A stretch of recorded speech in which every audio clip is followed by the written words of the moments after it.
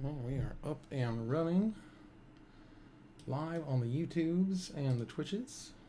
Hope y'all are having a lovely day. Hello, I'm Evan Irwin, and we are here to play the new set. It should be very cool. I'm looking forward to it.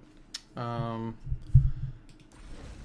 we are not playing 24 lands and 4 other cards. I'm going to play some Seal to get started here. Just to kick us off, you know, as it were. Shouldn't be too crazy here. Just trying to rearrange my windows so I can see y'all's chat while also playing the game over here. Very nice. All right. So let's go ahead and play with her. You only gave us 10,000 gems, and I was like, is that enough? Because I'm could be terrible at this. And then just yeah. All right, what do we got here? Fanatic of Ronus is fantastic. Crabomination is stupid. I've played against this card. It is dumb. This card is not even remotely, like, fair. Hello, Cereal Freak. Polluted Delta is great and all, but no, whatever. Echoes of Eternity, I mean, I guess. We'd have to have a stupid amount of Devoid cards or whatever. Guide of Souls is interesting. And we would need to do the energy thing for that. And as far as I can tell, I can't figure out a way. And I went and looked. The old way of looking for energy symbols on cards no longer works. So I don't know how to search for just energy. And that kind of sucks. I hate to see that. But first, let's go in there and see what we got 3 of. First, we got 3 Nyxborn Unicorn. Well, hell, that jumps out as something wonderful. That card is very good. This card's okay. I've played against it once already. Wither and Bloom, 2 of those. That's excellent. It kills something to make your stuff bigger and also triggers all the things with Adapt, which is also super rad. So you got to worry about that. Those kind of things kind of work together. There's so many interlinking parts of this set, what I've seen of it so far. Let's see here. Love the lands. Like, you can't not love the lands. The lands are super dope. Cool. Yeah, that'll work. Let's see.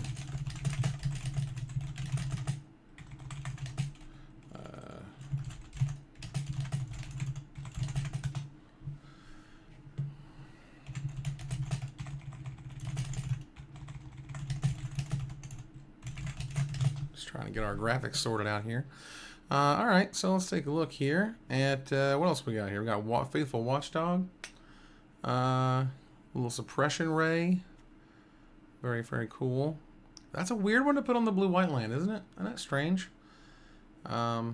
You know, I mean, it's still a cool card, and it's still good, don't get me wrong. Also, I love the landscape cards. Oh my god, you can play so many of these.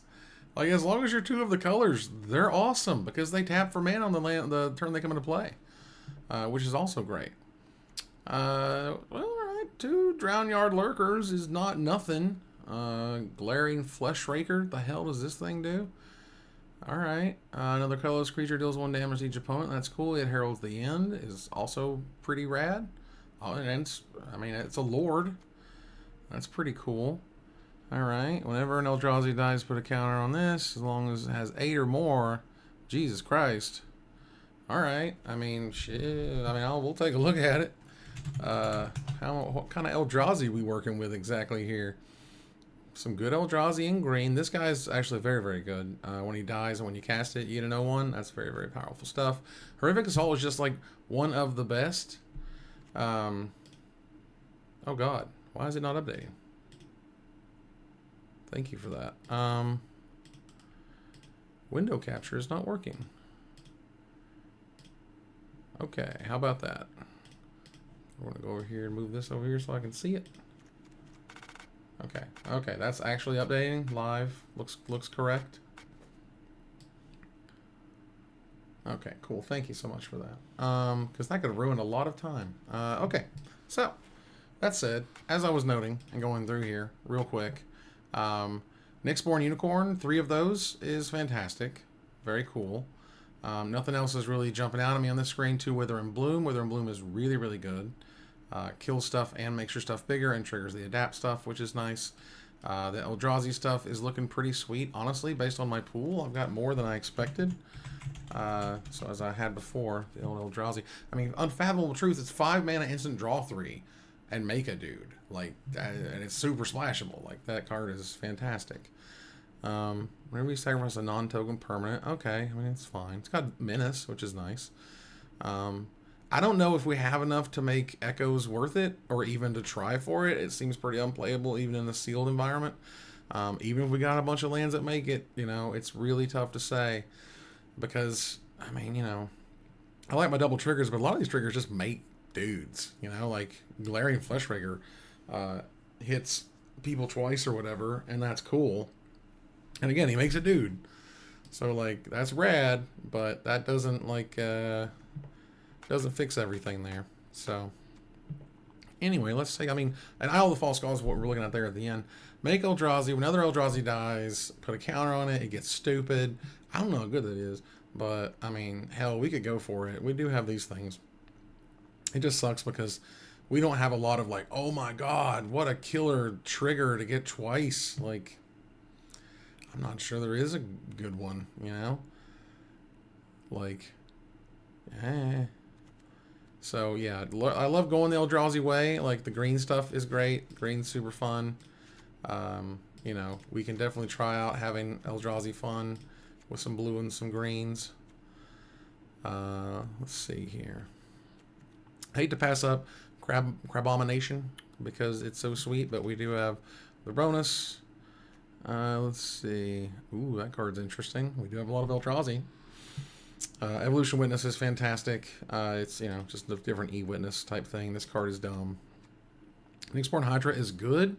Not crazy good, but good. So that's interesting. I don't know if we want, like, even, like, red just feels a little light. I think it's Battle Cry. That's interesting when landfall. Okay. I mean, again, I don't know how to search for energy, which makes me sad because I feel like that's at least something you want to search for, to see if you have enough stuff that cares about it. And we got some good cards. I mean, hell, Furnace Hellkite is not bad by any means. I like the black-green together because it helps with Adept 1, you know, the Adapt stuff. Watching some people earlier, this card is not great because there's so many Eldrazi spawn, you never have a good target for it. It's a constructed card.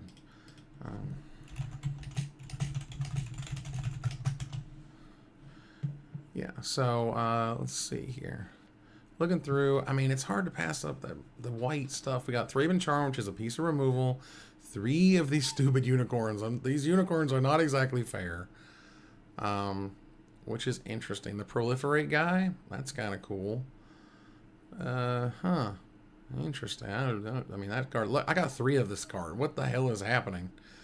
Choose the one target artifact creature. You get 2 energy. You may pay any amount of energy equal to that card's mana value. If you do, blah, blah, blah. Cool, but damn. Let's see here. And there's the Guide of Souls guy. You know, you gain a life with every other creature. You do a thing. Wing it's good. I kind of threw around that a little bit earlier during my lunch break. I got to play some of this. Let's see here. You get 3 energy and so on. I mean, that card's dope. I mean, no doubt about it, which is nice. We're at 32 cards. Like, basically, we need to fill out what we're going to play from each of these colors. Green and blue. Like, we're definitely going to play this card. Like, you know, the dual land is great. Or you cast it as the spell. Because, I mean, the spell attached to it is fantastic. And the great part about these is that as long as it's 2 of your colors, you can use any of these landscapes. And that's awesome. So we have green, white, blue, or black, white, blue, red, white, green. We got Naya, we got Espers, we got some Teamers up in here. Green, red, blue, black, white, red. A lot of red fixing and finding through here, which is nice and all, but our red is just not super great. I do like the black though, and we can, I don't know if we want to run the blue. The blue seems kind of weak. Because like the blue just kind of, you know, it's here. It's like these things that you can draw cards with and stuff, and nice. Awesome. So let's go take a look at what this new overlay might look like. I'll just fix it up here. Boom! Use that promo code. Let's go. Save yourself 5%. Yeah, so there's a lot of good white. It's a lot of good white. I mean, again, it's a lot of energy stuff. Savine's Reclamation, okay. Again, energy stuff. How much do we care about energy stuff? Obviously, we're going to play this if we're playing white, because that card is dope. Indebted Spirit's interesting. It's kind of neat. You know, what else has energy? Like, then we could kind of look into the red stuff. Like, you know, this stuff gets, I guess, a little bit better. You know, nothing too crazy. This card seems awesome. The Skoa Ember Mage, one of the first common legends, certainly the first common legends since the 90s. Yeah. But otherwise, you know, like Wirewood Symbiote, that's a cute card. Destroy target creature flying. Foul Strike's kind of neat in terms of having a backup plan. That's cool. Faithful Watchdog is nice because it's got the countery stuff going on, and if we proliferate, that's also pretty cool. And if we look into the blue-white, they've got the blue-white Gargoyle here, and that card is very good. That is not a that is a pretty good card. The Proliferate guy seems good. If we were to look at white and energy, removal, energy. I don't know if this guy's worth it, but maybe. Energy's only Jeskai colors. That's good to know. Thank you. Because yeah, I mean, look, we got energy going on here. If we want to look at energy, 3 of this thing, Jesus. I don't know if it's good enough to run 3 of it or anything. This card is interesting. It lets you just kind of put that extra energy somewhere, which is rad. But yeah, I would still love to know how to search for just energy. That would be good to know. But I don't think anything that is at least multicolor has energy stuff going on. But yeah, this card seems quite dope. Some blue-white, energy, blue-white red energy, as it were, the Jeskai energy, as you noted. Very cool. This card's too good not to run at least a couple of it. Where are we at here? 1 million cards? Thanks. So if we recut the green here and get out of the old drowsy stuff, because it's cute and all, but I don't know if that's where we want to be. Well, we'd still run that land if we were to do that. Pop it up. Alright, let's take a look at the energy option. I mean, maybe 1 Jolted Awake is kind of cool. I don't certainly want to run more of them. This card's interesting. I mean, maybe, like, I'm not dying for it. I think if we do blue-white, you know, we just take clearly just the good stuff. Most of it's for multicolor cards, really, I think, as we've seen. The Polluted Delta is pretty cool if we were running black. But otherwise, let's see. Blue-white and, I guess, blue-white and red? Do we even need to bother with red? I guess we should. So many good, like, 6 mana, 4/4, deal 4, like, that's pretty good. Like, you need something to win the game, right? I do love me multiple Nyxborn Unicorns, though. Those are hot fire. This guy. I don't think that guy matters. Infernal Captor.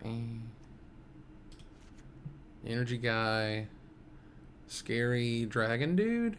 I mean, we don't need that guy. We technically do got a few artifacts here and there. Nothing too crazy. I just like dragons, you know? Sometimes you just like dragons. Let's take a look at our ratio. 14 creatures. We could really use non-creature cards at this point. Take a look at those. Not you. Oh, really? Okay. I thought that was how you would look at creatures, but whatever. Yeah, we got 3 cards to go here. I don't think Null Elemental Blast Ball is a super awesome card, and I love the design of it. It's not as interesting, I think, as it wants to be. And yeah, if we're running red, we're definitely running that thing again. I don't see any other lands that we could be missing, which is fine. Go through here. Red and white. Red and white.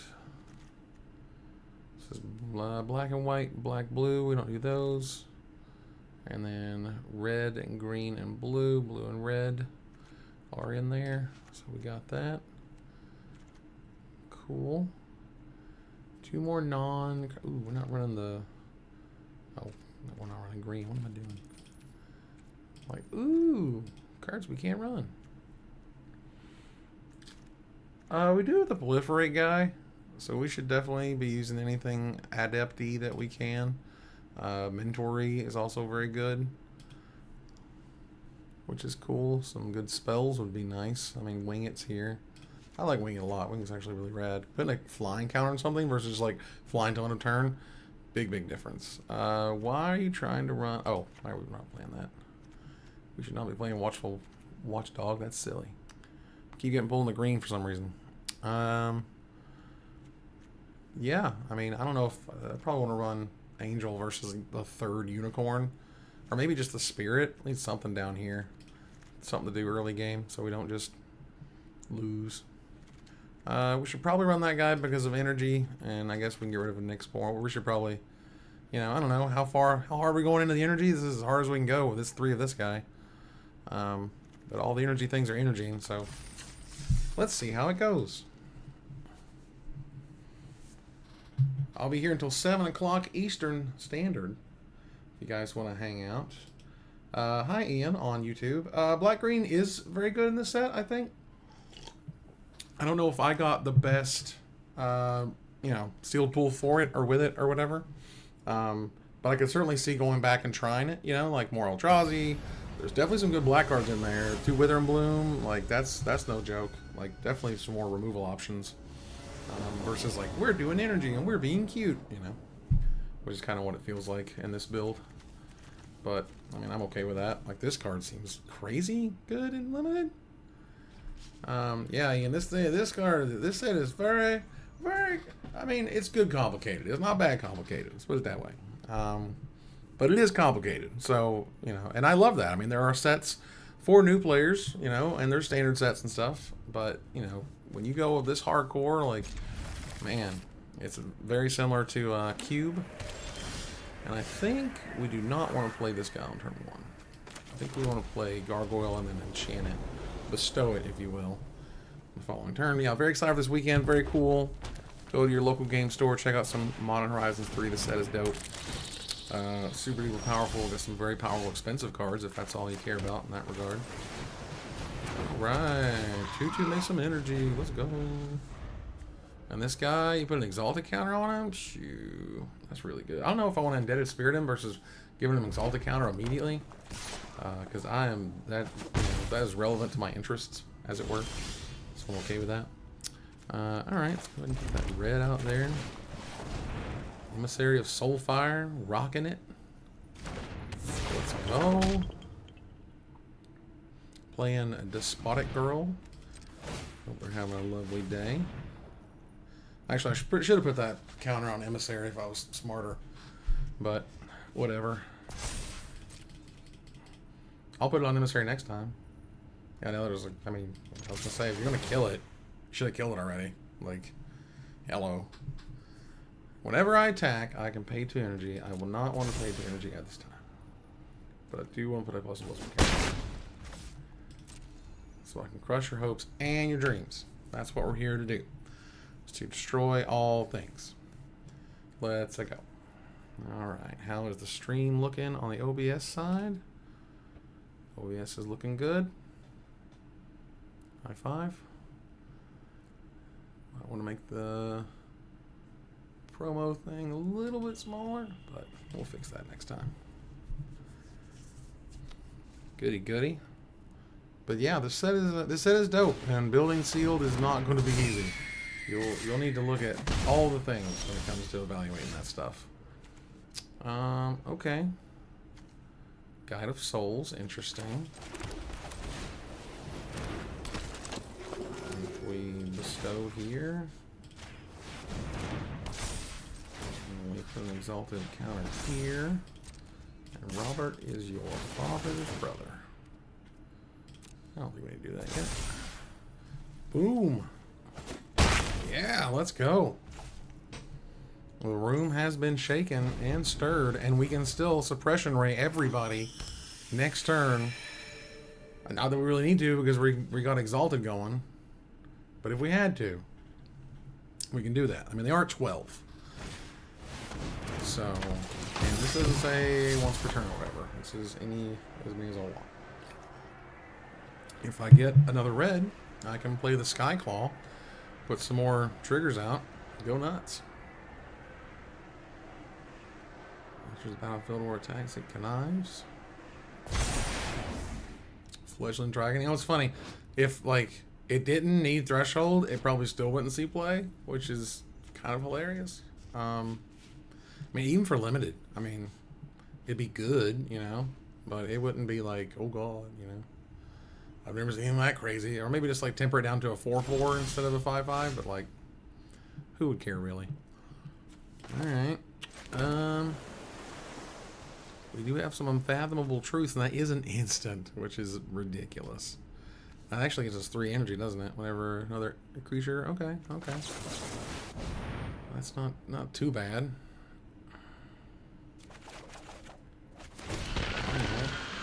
Rad. So 2 +1/+1 counters and a flying counter. Goodness gracious. Alright, well let's do that, shall we? I mean, it doesn't need a flying counter, obviously, but it's got the goods. Alright, I do not want to do that, but I do want to do that. So I can smash in for 7. AKA, they are blocking the hell out of this. Another artifact enters the battlefield. Oh, wow. That card's really good.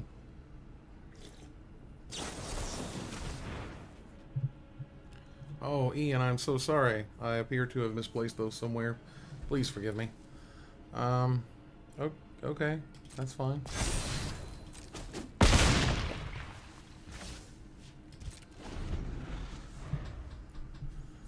I do apologize. But yeah, the Real Gate Gargoyle is dope. I like the energy stuff so far. I mean, if anything, I'm like, man, if I only had some energy for that suppression ray, but suppression ray is still kind of nuts. I mean, I can still deal 7 out of nowhere that they can't really stop because it does tap all of them.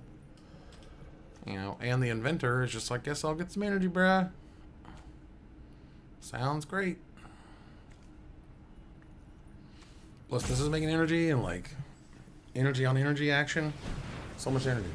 It is a boatload of energy. There's that fledgling dragon.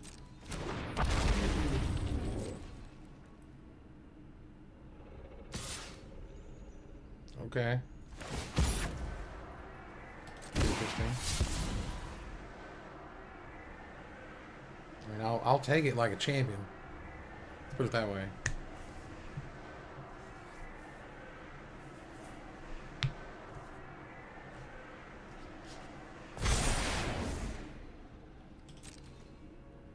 Choose blockers. I don't think so. I'm good with blocking with my face.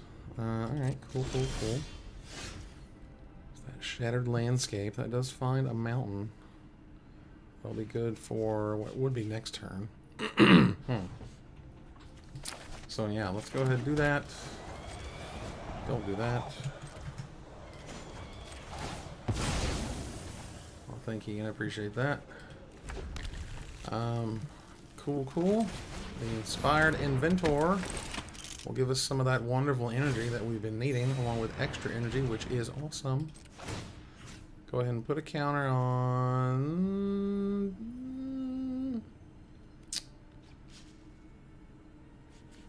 Yeah, we'll put it on that guy. We will attack. I still don't think we need the lifelink quite yet. It's not necessary. I think this guy's already in big trouble. Big trouble town. Modular 3. Sure, man. You do whatever you gotta do. Because next turn, it's gonna be pretty gross. Yeah, Thriving Sky Claw, not the best card. Yeah, Derek. I think the thing, with like Enchantress players or like a lot of players, who are just like my tier 1 deck didn't get these crazy tools. It's like because that's literally what they're trying to do. like they want to make Merfolk good, right? Like I think that's awesome. I hope Merfolk is good. I think we've wanted Merfolk to be good for about 14 years now or so. So if we could get back to that, maybe 13 years. I can't remember. There was at one point where Merfolk was kind of rad there for a second, but mainly it's been very frustrating. Yes. I wait for them to spot it, girl.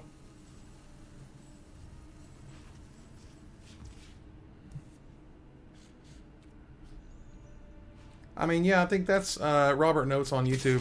They hope that they're a lot of this said they're enabling a lot more new decks than they are improving existing decks, and the metagame is going to be shaken up dramatically going forward. Hopefully, I mean, yeah, I think we all kind of hope for that, right? But ultimately,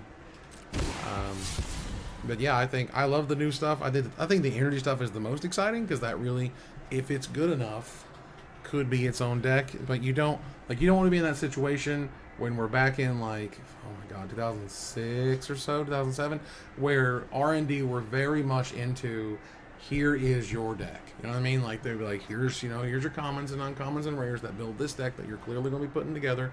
Here's the pieces. Here's how they go together. You don't want that, but they do that with like Threshold, they do that with Affinity.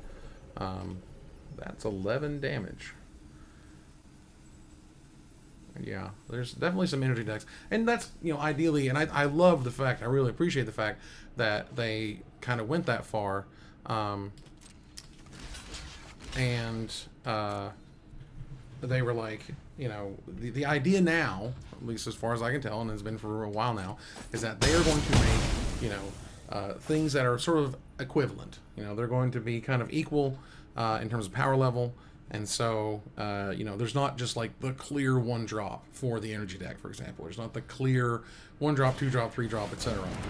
Like the obvious, like, duh, you're always going to run so-and-so. And that was honestly the problem with the red enchantment, the Mirror Breaker enchantment thing from Kamigawa, was that you just could not imagine a world where, like, you wouldn't play that card in every deck that could play it. Like, it was the best 3-drop thing you could do in the whole format. So if you had red in your deck, you had that card in your deck. It wasn't even a question.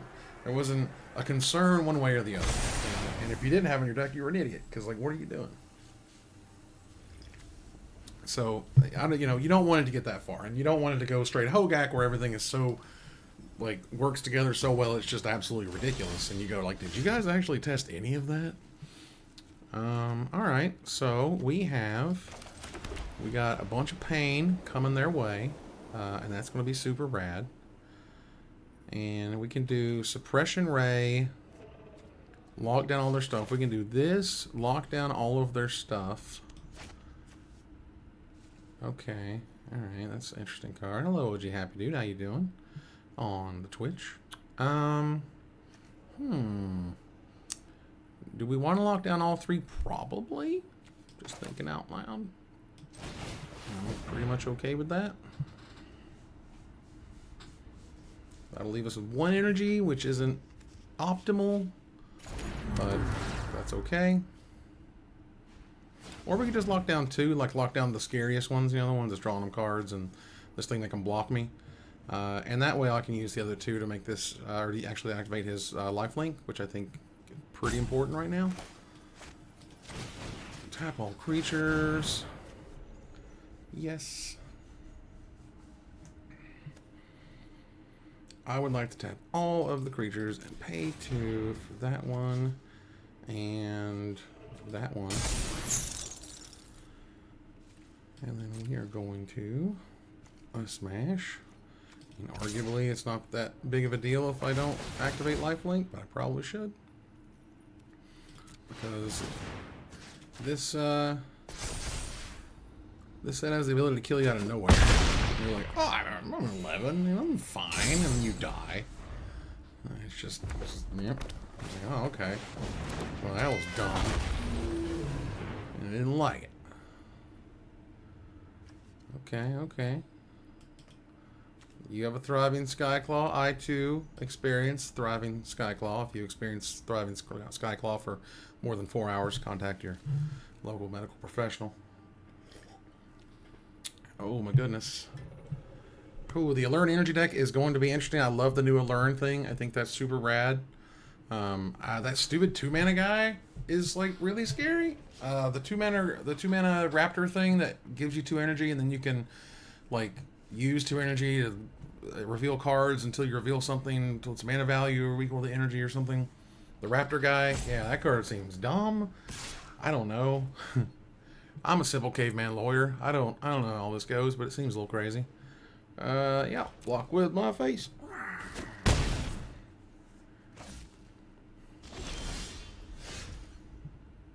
Yeah, I mean, the 1-drop to get a land or the blue to draw a card to get an energy, I mean, that's big game, man. All right. So we got that. I see your Skyclaw. I raise you precisely 1 Skyclaw. Alright. So next turn, he's going to untap with all the scariness. I could gain some more life and kind of create a buffer there. He's going to block with the Skyclaw, obviously. Yeah, you can definitely get a little nutty with the energy stuff. I'm really curious how far it can go. And one of the other things, I'm not drawing anything. This kind of sucks. I can do this. Let's pay some energy, shall we? Give me something decent, would you? It's not too bad. All things considered. And the amulet's like raining like pow! Smack you upside the head. Alright. 6 energy. Alright. I'm feeling better about that. That seems pretty rad. Because, you know, we can make him scarier. We can just gain some life. I think we want to just gain some life here. Big smashies.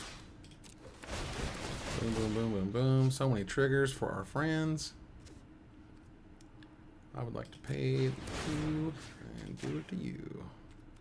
And decline the second trigger, decline that. And let's go. And you block it or you die. Modern Horizons 3 will be on Arena next Tuesday. That's when it arrives officially. No dumb questions here, y'all. We're just hanging out.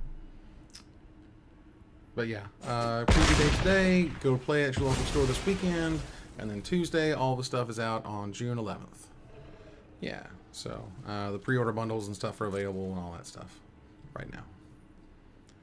Okay, they are untapping with some scary dudes. Alright, yeah, looking at the Spymaster's Vault's interesting. I thought this card was not very good, but it's been interesting. It really lets you take advantage of trading, you know? Oh, neat. Okay. Interesting. That card's rad. I don't like this dragging it to a 6/6, man. I don't like what's going on there. I mean, Skyclaw's Skyclawing. That would be fun. I can pass around 2 more of those counters. Make this guy really dumb. Interesting. Just a full swing, huh? 12, 17. Let's see. 12, 13, 18. Coming across. 19, 20? 14 plus 5 is 19. That's 20. They just die on the crackback? I think you just die on the crackback, bro. I'm okay with that. Oh, God. Oh, no. Oh, no. Oh, God. I forgot. Oh, God. He got fire breathing. All right, I'm dead. That's... Oh, no. I could have just jump blocked, but no. Okay, that was really stupid, and I feel great about it. I just want to let you know. It's important that I can make these horrible mistakes so that you don't. And then you'll go, oh, I remember that thing's got fire breathing because Evan got his butt handed to him when he had the freaking win right there. Got no cards in hand. There was no secrets to be found here. God, Lord, the punt. We used to, like, way back in the day, I had a bot that would keep track of, like, punts per day or something, you know? It was like exclamation mark punt, and I don't know. I generally get up to double digits before it was over. Oh my god, it was so dumb. I'm like, oh, I mean, they're swinging out because they know they're dead next turn. That could be the only reason they're swinging out. Because why not? They wouldn't possibly just have that thing with fire breathing. I couldn't just read the card to explain the card. That would be far too much energy. I just want you to know. That's a whole thing. Goodness gracious. Yeah, punting the games so you don't have to. That's what I'm here to do. Let me tell you. That's not okay. In Commander, MTG. All right. In Commander, out of Commander, upside Commander's head. Let's see if I can do this a little better. All right, there's our white. There's a dual land if we need it. I mean, it's fine.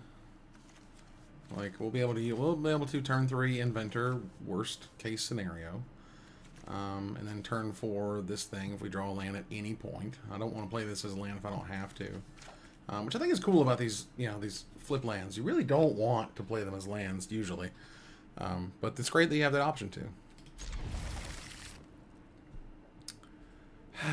Thanks for the clip. I appreciate that. The clip friends. Copy that address. Put that. Oh, dang it. I can't. It won't let me copyright to give it to the YouTubers. My apologies. But yeah, I'll try to get that added. Let's go ahead and get our white going. Goodness gracious. Why can't it be better at this game? And that's why I chose to make videos about it. And to do content on Magic, because playing Magic at a high level is really tough. It makes me sad because I tried hard. I was a try-hard for a long time. I was a local in-boss, one of those, where I would always make the top 8 of local events and generally be at the high level at the larger regional events. But I only won one tournament ever. I won a Mox Pearl. This was 4 or 5, something like that. Right around the time where I was like, you know what, you really shouldn't probably spend a lot of time trying to get better because this is not your bag. You can make silly videos though, and you can communicate and make people laugh. That'd be fun. And I was like, yeah, that's all I want. So we did. All right, so we can go get a red if we need to with that. We don't need it right now, or we'll need it eventually. I think, like, I'm not too happy to just chump block with this guy or just get energy out of it and go. Champions Limited, hey, I made day 2 of GP Detroit, and I went 0-3, or I went 0-2-1, and then I went 3-0-3-0 and made money. I made like $1,200 or something because they gave me like a first time pro point earnings or whatever, like a bonus there, and then there was another bonus for like top 30, top 64. I think is what I made, like something like that. Okay, so we can just go ahead and get it out there. It don't hurt. Why? Because it taps for mana, which is amazing, and it cycles. God almighty, these lands are fantastic. I think because of old Thraven Charm, we'll want to go ahead and make them a dork. The days of pro points. Yeah, wasn't it great? I mean, there are technically, right, pro points now, kind of. I don't know. There's some kind of weird... Or is it about placements? It might just be about placements. It is unclear. It is unknown. But that's kind of how it is. All right. Our inventor has invented. So inspired. Next turn, I mean, barring this turn to do a 4/4 that makes this a 2/2. I mean, if they're attacking, yada yada. I'm like, please attack with a 3/3 is kind of what I'm saying. While also having no follow-ups whatsoever. That'd be great. Yeah, man, you checked your DCI to see if you had any buys. Because like I think I had a buy or two at GP Detroit. I want to play it. I played in a trial. Remember GP trials? Remember those things? Oh my god. The GP trials were wild. There's the looter who requires energy to loot, but that's okay. Oh man, gotta have that DCI card, man. 777962. That was my number. Okay, all right. So they did. They might have like a counterspell or something weird here. I don't know. But passing with basically 5 open mana is a lot. Oh, okay. That works for me, man. Draw cards. Don't stop me from equipping my dude and going nuts. Man, back in the day when like we had the whole crew and we go every weekend and like, man, getting together and like meeting at so-and-so's house at like 6 in the morning because the event starts at like 10 and you got to get up there in 3 hours and get your crap and eat some breakfast along the way. And then you're playing like 20 questions of what's this magic card. That was back when you could know most of the magic cards at the very least. Or we put in rules. It's like, you know, you can't name a card or think of a card that we're not playing in, you know, one of our decks or something. Oh, good. That's a 7/5. That's great. I'm very excited about that. All right. Oh man, sharing a room with 5 other people? That's just called history, man. That's just called the good. Twice the number of creatures? Okay. I thought it was the equal number of the creatures, so that's actually really interesting. Only 1 white mana though, so we can do this. We got this. And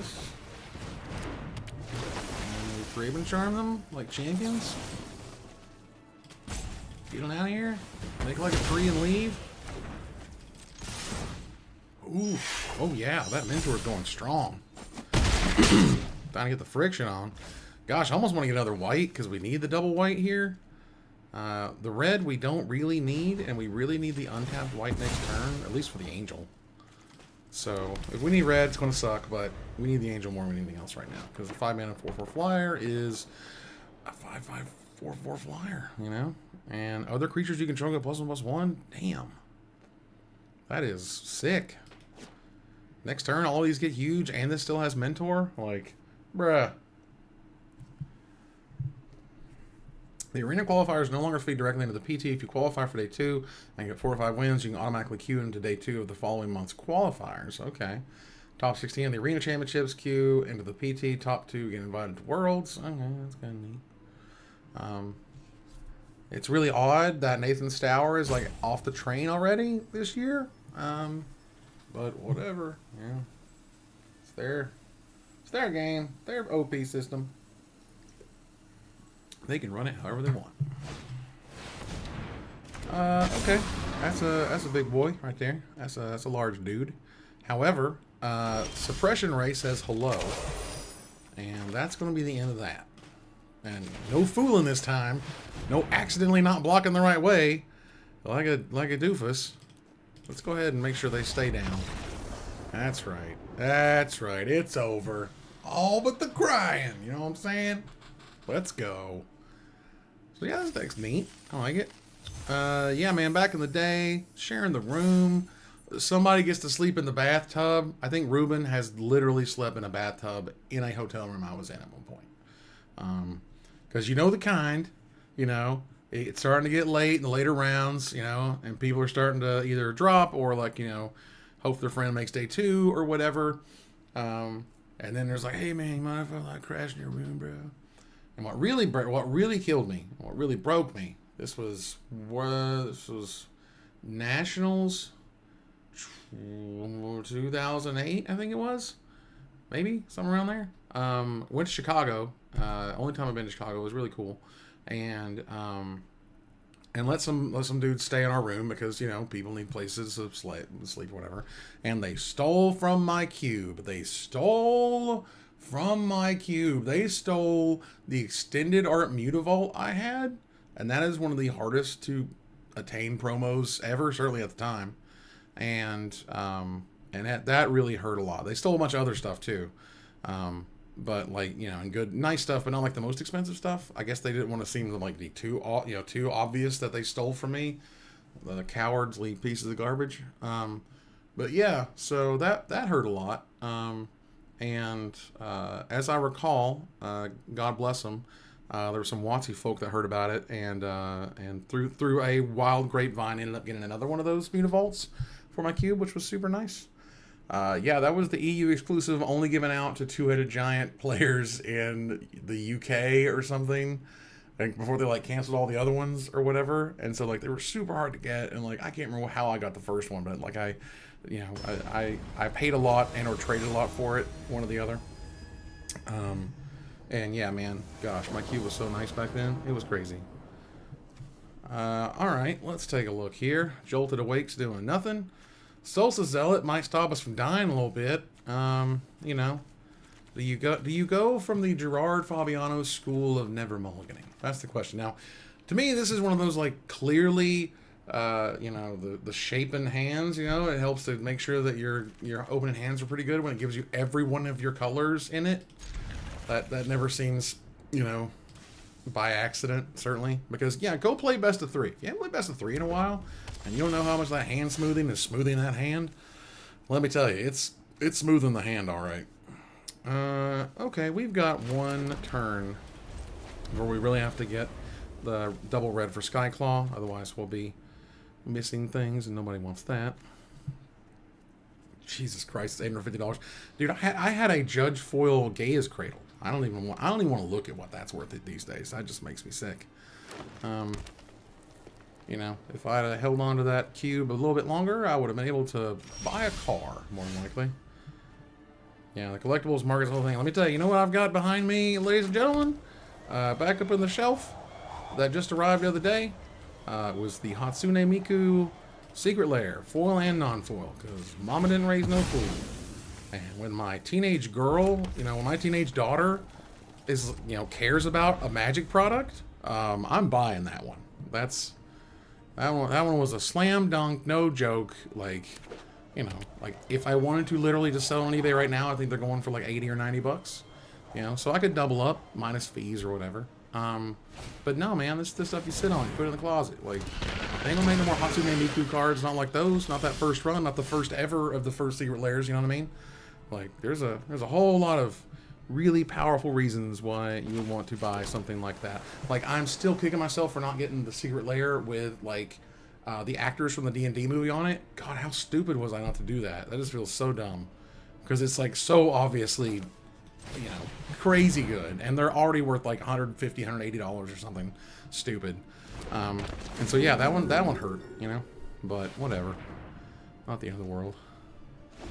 Just missed opportunities. And I hate it that even... Oh, I really don't want to know how much the Judge Cradle is. But, like, the idea... when you get those, you gotta, because it's collectibles, and you gotta get those tingles, man, and you gotta listen to that gut. Like, when I saw the new Star Wars card game, and I'm like, man, there's another new Star Wars card game. They have screwed up so many of them, and they were pre-ordering for $100 a box for the first set, and I was just like, I mean, you know, I got bills, things ain't getting any damn cheaper, yada yada yada. I got 5 kids, like, oh my god, and so I was like, all right, I can't just throw out $100 for a booster box right now, but I probably should have. And I wish I should have, because it went to like $250 pretty quickly. And now, you know, as time goes on, and the same thing happened with the One Piece. One Piece boxes, $100, $120. I could have been like, bam, could have got one in the closet, whatever. Now they're worth $400 or $500. So it's tough, you know, because you never know. You know, it's the easiest way to look is backward. Yeah, man. So, but you can't bounce at everything. You know, it takes money to make money, and you gotta make smart choices with what you got when you don't have a lot. So, you know, I can't hang around Wall Street bets a lot, for example. Yeah, you know, Ian, I've actually got a box of Time Spiral Remastered, and I've got a box of Dominaria because it's my favorite set, and in my opinion, the best set Magic's ever made. And my last box is a box of Throne of Eldraine, because I bought that box when I heard that they were they were no longer printing them. That was like their last print of the set. It was also the first set where they started doing weird frames and stuff. You know, the booster fun stuff. First collector booster, but I don't have the rest. But either way, that was neat. And I thought that was a pretty good, a decent investment. Dominaria's been a better one, you know, in terms of like dollars return and so on. And I think Time Spiral Remastered is still worth it. At least it certainly was, I think, at the time. So I don't feel bad about any of those. They're just, you know, I'm not rushing to sell any of them either. Okay.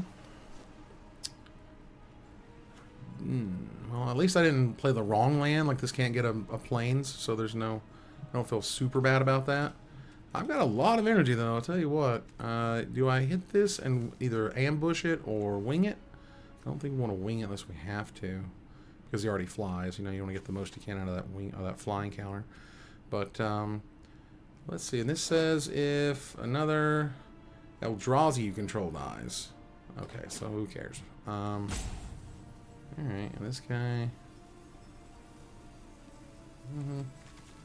I don't know if I want to give him a counter. I mean, I guess I could. Kind of tease him into it, you know. But, like, sure. You got me. Peachy Pop, huh?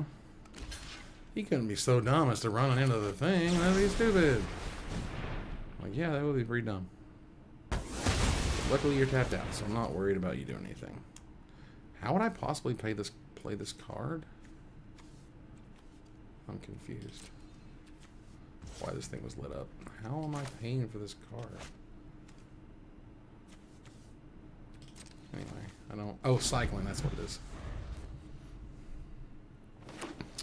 You're a month away from Star Wars Set 2? Yeah, they won't release it on like, the right schedule. Like, Asmodee, like, who hurt you, man? Hurt people, you know what I'm saying? And they do some stuff to just, like... that just breaks my brain when they do things that make no sense to me. Like, every CCG in history, like, that you can tell in terms of the way you map out things and the way that people have sales cycles and hype cycles and marketing and so on, you release a new card game product every 3 months. Now, Magic can release one every month because it's Magic and it has the ability to do that. But, like, bruh, what? I don't get it. I just don't understand it. You know what I'm saying? I just do not get it. Alright, cool. Like, release it every 3 months. Every 4 months is literally hurting yourself. What is going on? You know what I mean? That just doesn't make any sense to me. Let's see if we can draw a plains. That would be nice. Ooh, that is plains. Because with that, we can jolt awake our friend, the Skyclaw. Yay! We're gonna pay for like a champion. That's right. And then get 3 back. Oh man, isn't energy great? Energy's great. Energy's scary.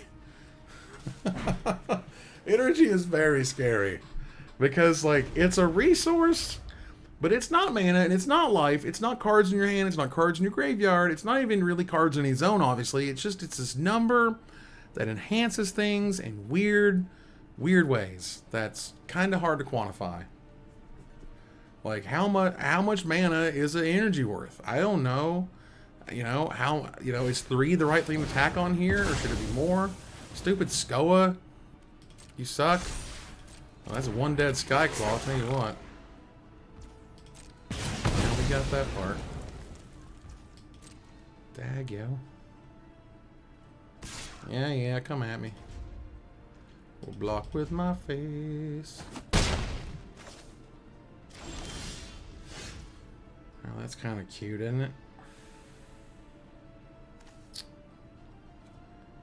Well, poop.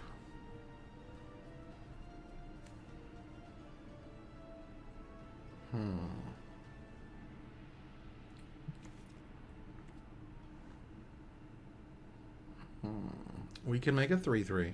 We can make a 2/2 and a 1/1. We can make some energy with the 2/2. We can get this guy out there who can block, but he can only block the 3/3. He's not going to block that guy. We can play both of these. You know, I would love to get this on something. I don't want to put on the stupid spawn. That seems horrible. We can keep mana up for the wing it rather. If we make him a 3/3, we can stop the 4/4. I'm kind of okay with that. This is not a instant. I wouldn't expect it to be, honestly. Okay, so we got 1 more mana. That's good. That's not nothing. That would let us play this as a 5/5 with this bestowed on it, which is kind of rad. And I don't necessarily hate that, because then we can untap and stomp as necessary. So we'll stop them from attacking. Next turn will give us the ability to get rid of something dumb. Let's go ahead and make that scarier. Let's go ahead and bestow ourselves something over here. Get bestowy. Yo, yo, yoey. Alright, alright. Let's go. Eldrazi Repurposer. Skoa Ember Mage. I tell you what, I really didn't think they would cross the common legendary creature threshold maybe quite so quickly. But also they've been cranking out the freaking legends, man. It's been legend. Everything's got a million legends in it. Every set has dozens of legends in it. It's like, Jesus Christ. Could you chill just a smidge on the legends? We have so many, you know, and like I can imagine they would not be against a pauper commander situation. Because, you know, pauper's paupering, and if they could sell one more commander product, well, that'd be pretty rad, wouldn't it? So, oh boy, well, oh god, I'm at 8. Alright, that changes stuff. That's terrible. Alright, well, I'm at 8, and I think I'm going to block there. And go to 1, because I gotta do something. I did not like all of a sudden going to 1. That's pretty terrible. Okay, do I have enough mana for this? I have just enough mana for this. Whew, gross. Alright, I got enough mana for this guy. To give this guy, actually I'm probably going to put it on this guy. And then gonna attack. Gonna wing it. Put that on the bomb.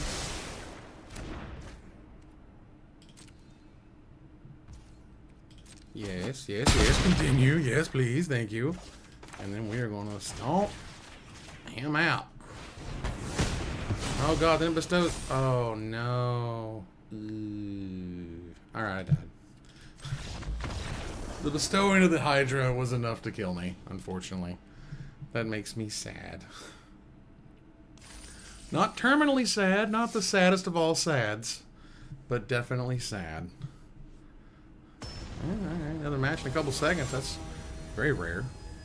Yo, Skylar, what's up, Skylar? What's going on, man? What's good? What's popping? What's cracking?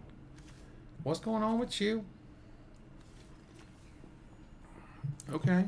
Proliferating with, you know, with energy is not nothing.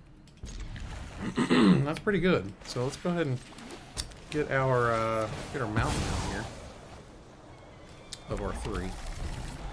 So much good fixing though. So much good fixing. That's crazy. Yep. Alright, that'll be something to do with that next time. Interesting this is a 3-1. Like of all the stats, right? Really interesting. 3-1. Don't know, can't say. But hopefully we can stack this correctly, question mark. Hopefully the default stack doesn't ruin it. I will block with my head. Please and thank you. Oh, alright.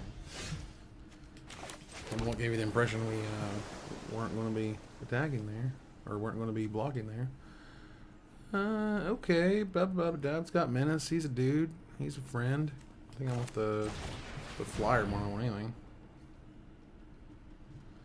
Can I full control stack here? Let me do that. Full control stack. Nice. They stacked it right.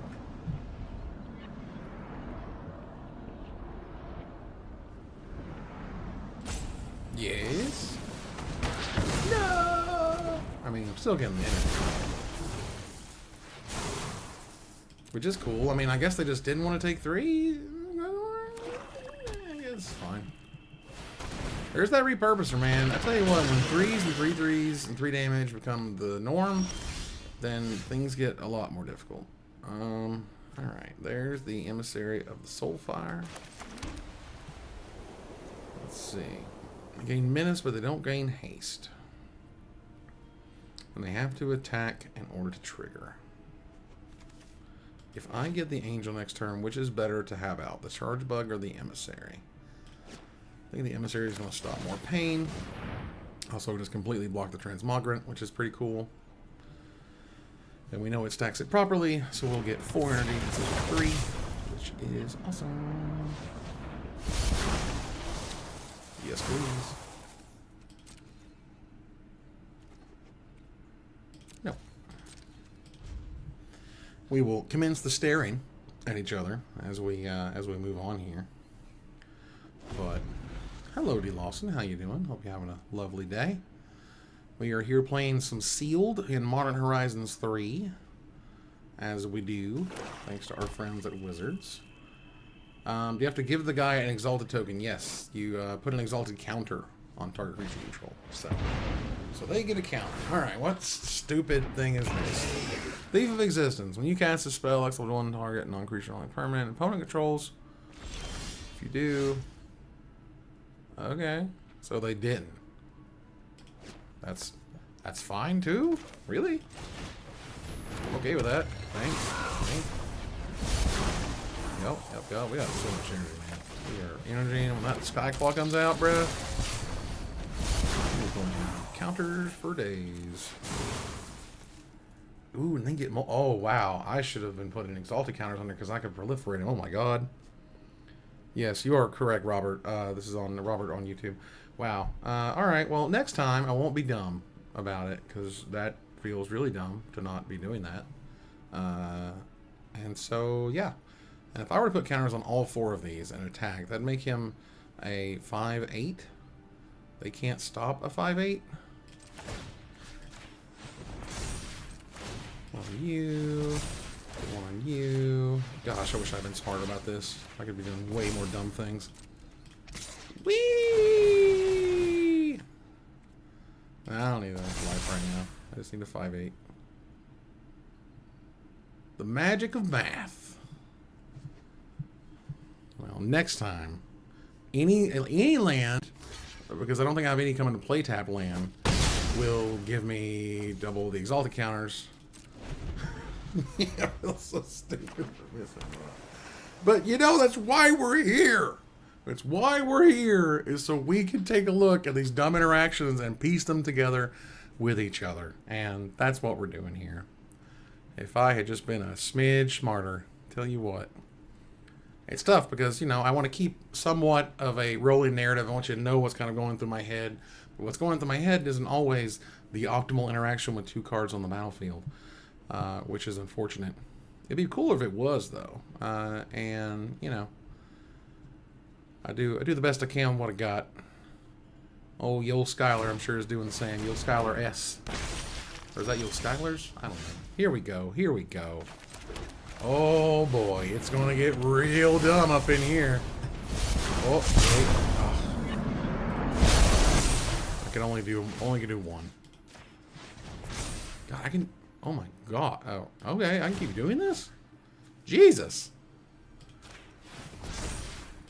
I just want you to know that this is ridiculous. Nah, I'm good. Yeah. This is insane.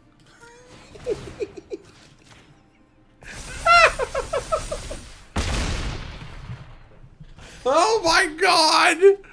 What is happening? Yeah, dude. Oh my God, what is happening? That was ridiculous. Jesus Christ. I was just happy to do the cool thing, man. We did the cool thing. That was nuts. Wow, that was crazy. A+++. We'll do something stupid again. That was great. That is an interaction I will not forget about at this point. Tell you what. B-A-N-A-N-A-S. Thank you, Miss Stefani. Caleb D. Oh, Caleb D. What's he up to these days? Playing me on this crazy thing? He's not a great hand. I'm not feeling great about it. This is basically going to find white because we've already got 2 red. But, you know, YOLO. I am of the yo and the low. I'm the Gerard Fabiano School of Mulliganing. And by that, he does not mold. This man has won GPs, has been on the Pro Tour for years, and of course, it works out just fine. Because why not? You know what I'm saying? Yep, let's go. It works out perfect because why wouldn't? You know what I mean? Alright, cool. Don't want to quite start breaking out the amulet yet. Good old Soulfire Emissary. That card will be interesting if this makes a 2-2 and a 1-1. Next turn we'll get the 5. So I think that's probably okay.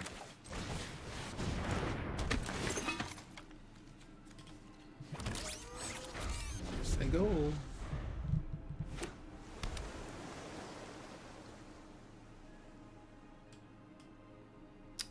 Yeah, you can full control the end of the battlefield trigger. Like if two things are triggering at once, if you don't have full control on it, it just does it in whatever way it kind of defaults to. But if you do, you can drag them around and change the way it resolves. Alright, X's power, attacks, small front creatures go to X's power. Okay, well, that's a dude. Who cares about stuff? Alright, there's our gargoyle friend. He's always fun.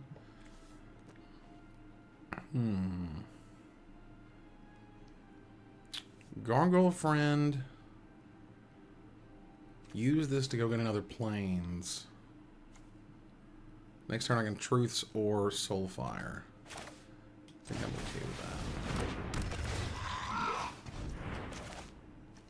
Yeah.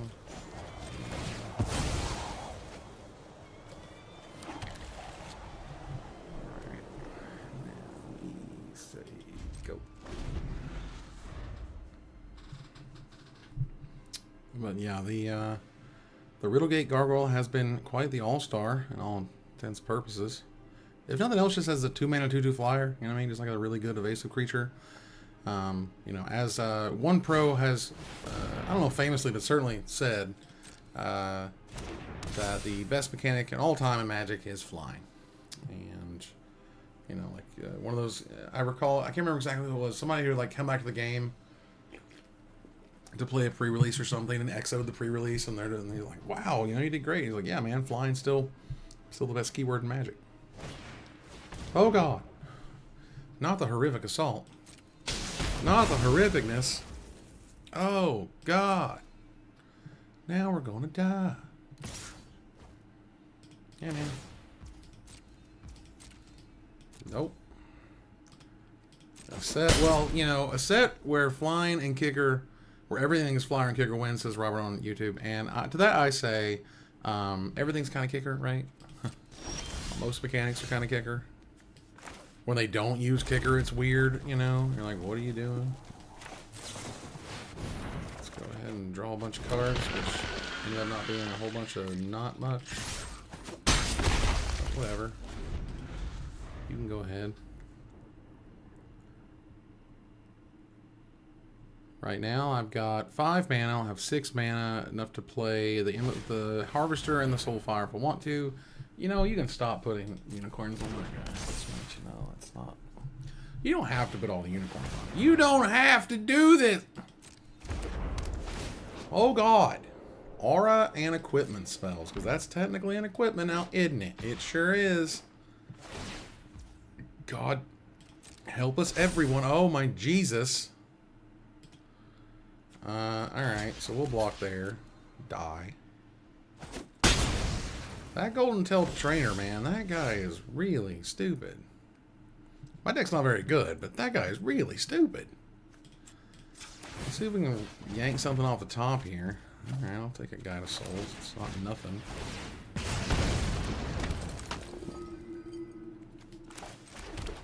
ahead and this area of our Soul Fires here. We'll have Wing It is hanging out and is doing a thing.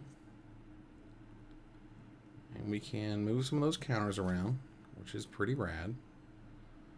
We're going to be taking, I mean, like, dude, we're staring down the barrel of 16. Because that turned into 11-11, right?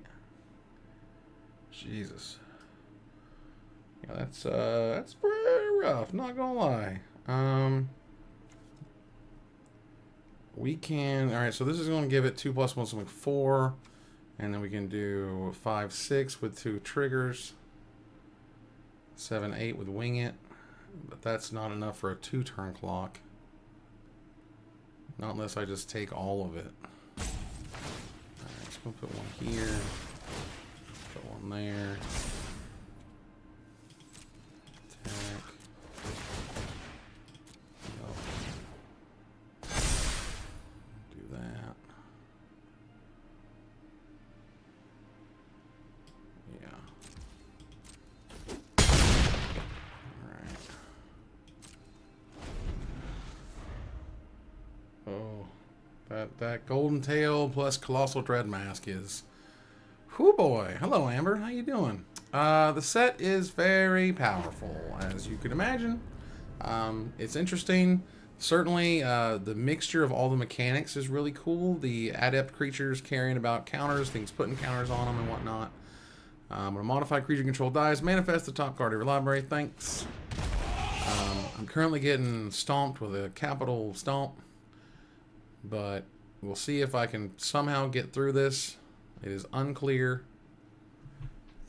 And that sucks because I'm dealing with the energy stuff, which is kind of cool. You really didn't have to attack. You really didn't have to do that. I just wanted to know you really did not have to do that. Oh my God. Jesus Christ. Okay. Well, this got trample, right? So that's trample. That's no bueno. So I take this, I take 16, I go to 2. Alright.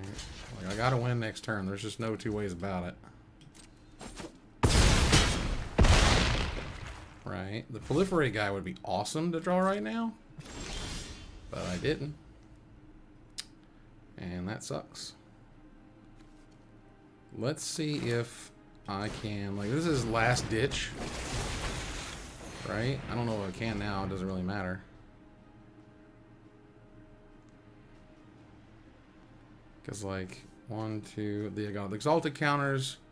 Can distribute one more exalted counter. So that'd be +4, and that's 8. Is that right?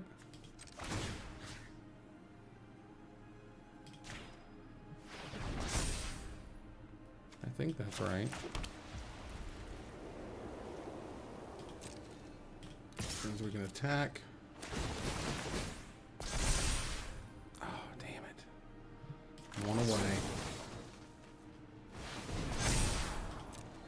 Actually, if I wasn't stupid enough, I could have killed him right there. Oops. Okay. Why use me on another creature? With that done it? Maybe. Probably? I don't know. 3? Yeah, I would have done it. I'm a doofus. What I have found, at least so far, this is absolutely a set where you'll play a game, and somewhere along that game, usually when you lose it, you'll go, oh my God, there were 7 different things I could have done in 5 different ways to improve that experience. But okay. How about more sealed? More sealed is better sealed, y'all. We're here at the beginnings, seeing what we got, what looks good, what looks good so far is a Johnny. This card is ridiculous. Pearl Ear is interesting. Equipment spell, enchantment spells. You have affinity for auras. Okay, looking at some modifications. This card is neat. Like, I mean, come on, look at that rat. Look at that rat, bruh. I mean, jeez. Or a non-token permanent that leaves the battlefield, choose one that hasn't been chosen. Oh my God, that sounds amazing. And it has that super cool build at the end, which is just like 100% unnecessary. This is basically unplayable and sealed because what are you choosing? That matters. Keurig? Keurig. Probably not unless we're in deep to deep black, and we had Echoes of Eternity unfortunately last time, and this card is terrible. But I'm okay to evoke a Null Drifter. Yeah.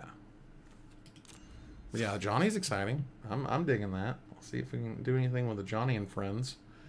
We got that. Do we have any, like, auras? Do we have any auras?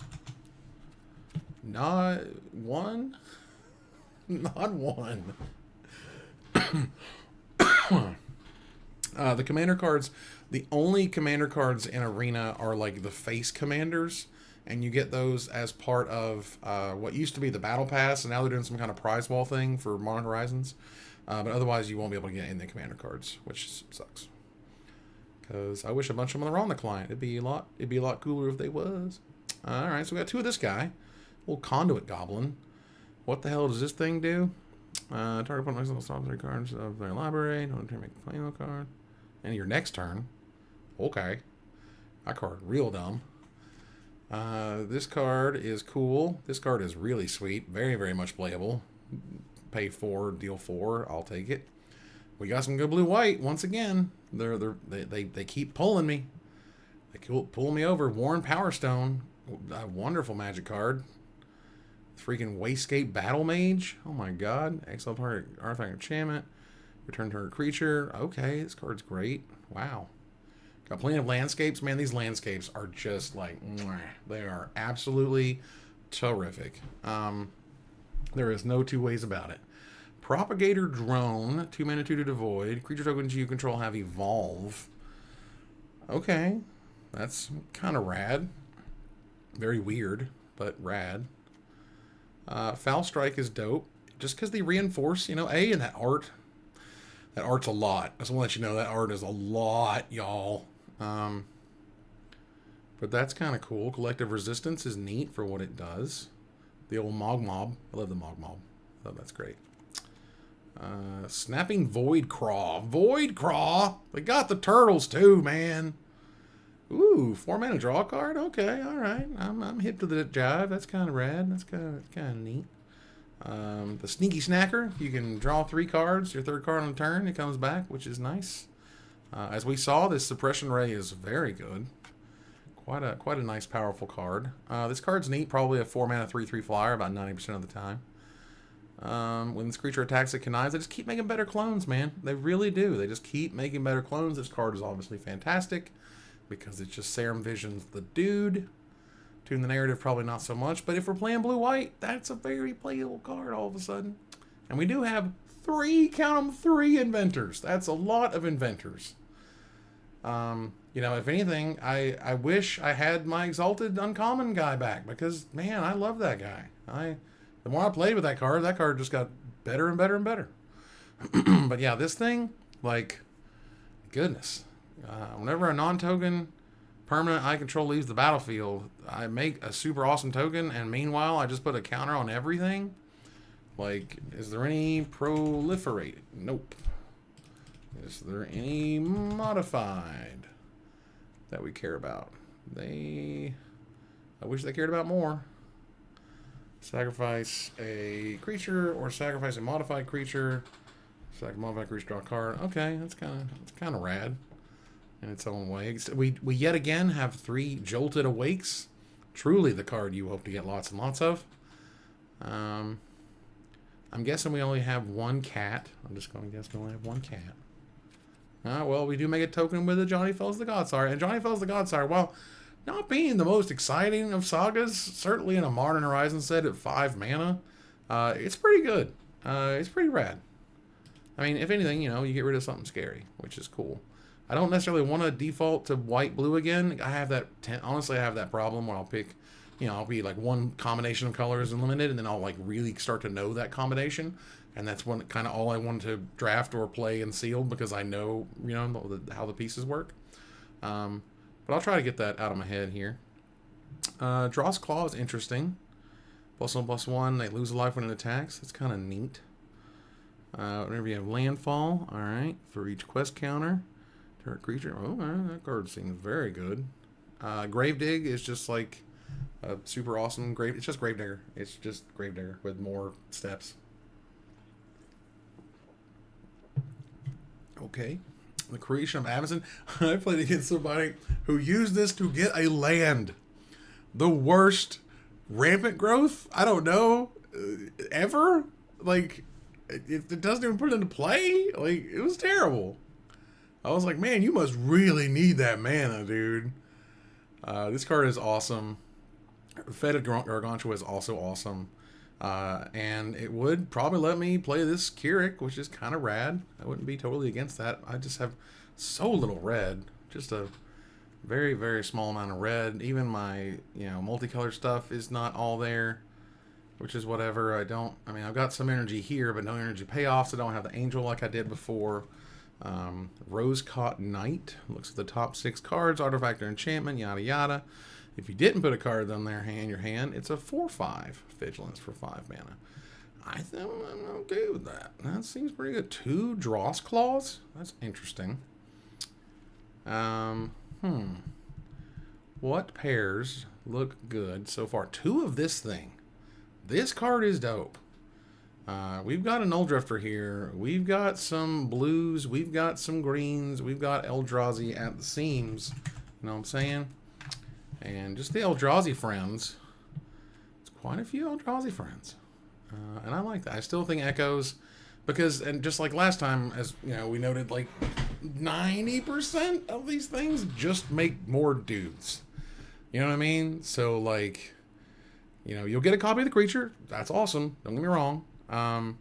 But yeah, having to pay 3 colorless mana, 3 wingdings, and 6 mana, and like, your problem generally is that by the time you play this card, you've played out your whole hand, because you're trying not to die, you're trying to get to 6 mana, you get to 6 mana, but you only got 2 of those colorless mana producers, and you're like, and you gotta wait for turn 7 or 8, you finally get one, you throw it down, by that point, you don't have anything in your hand, so you gotta top deck something to get advantage of, like, tap it.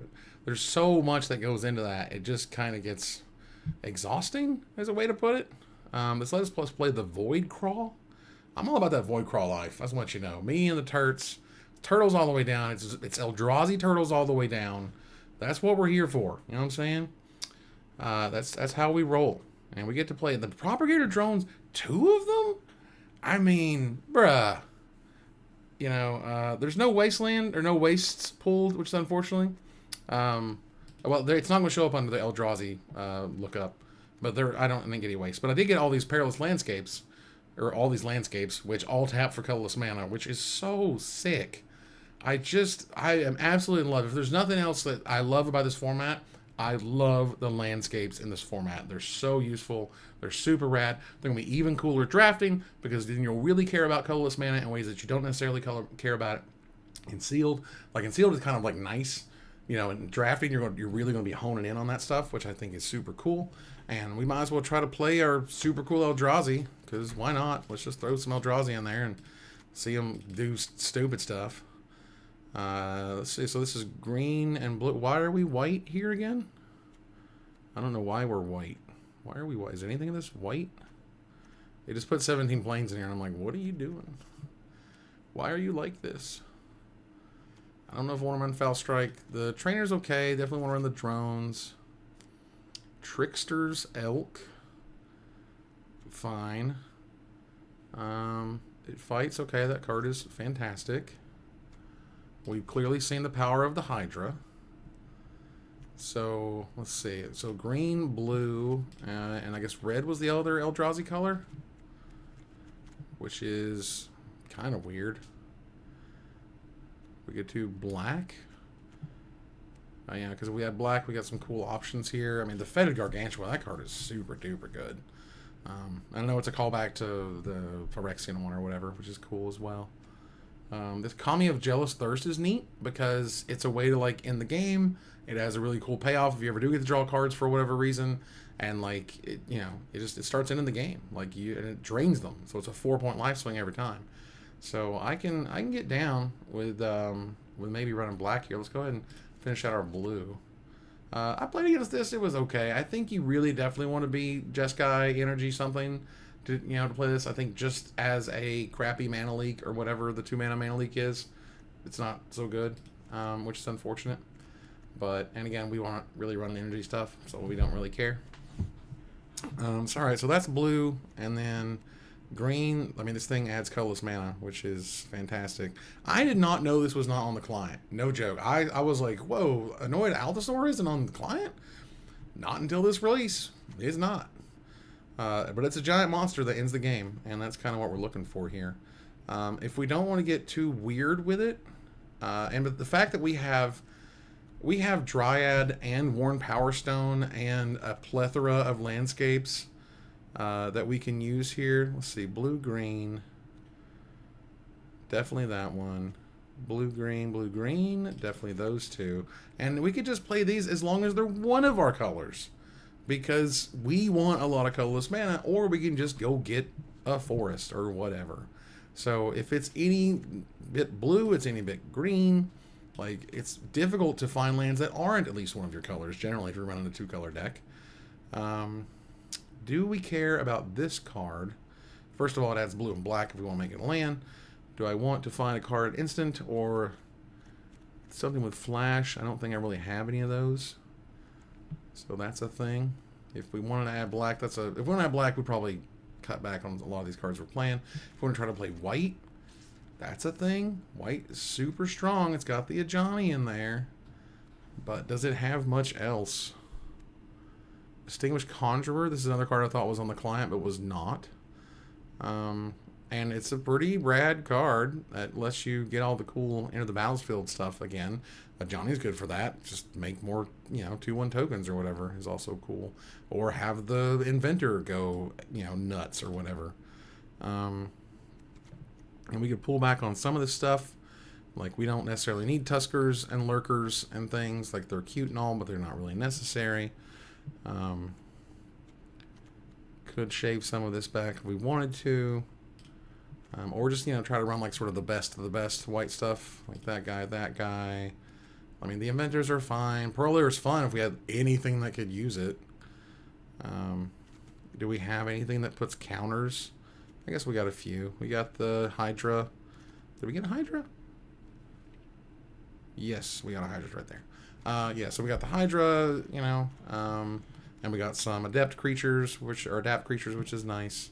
So maybe, cards. It's a 4 mana, right? It's a 4-drop. It does good in my curve here.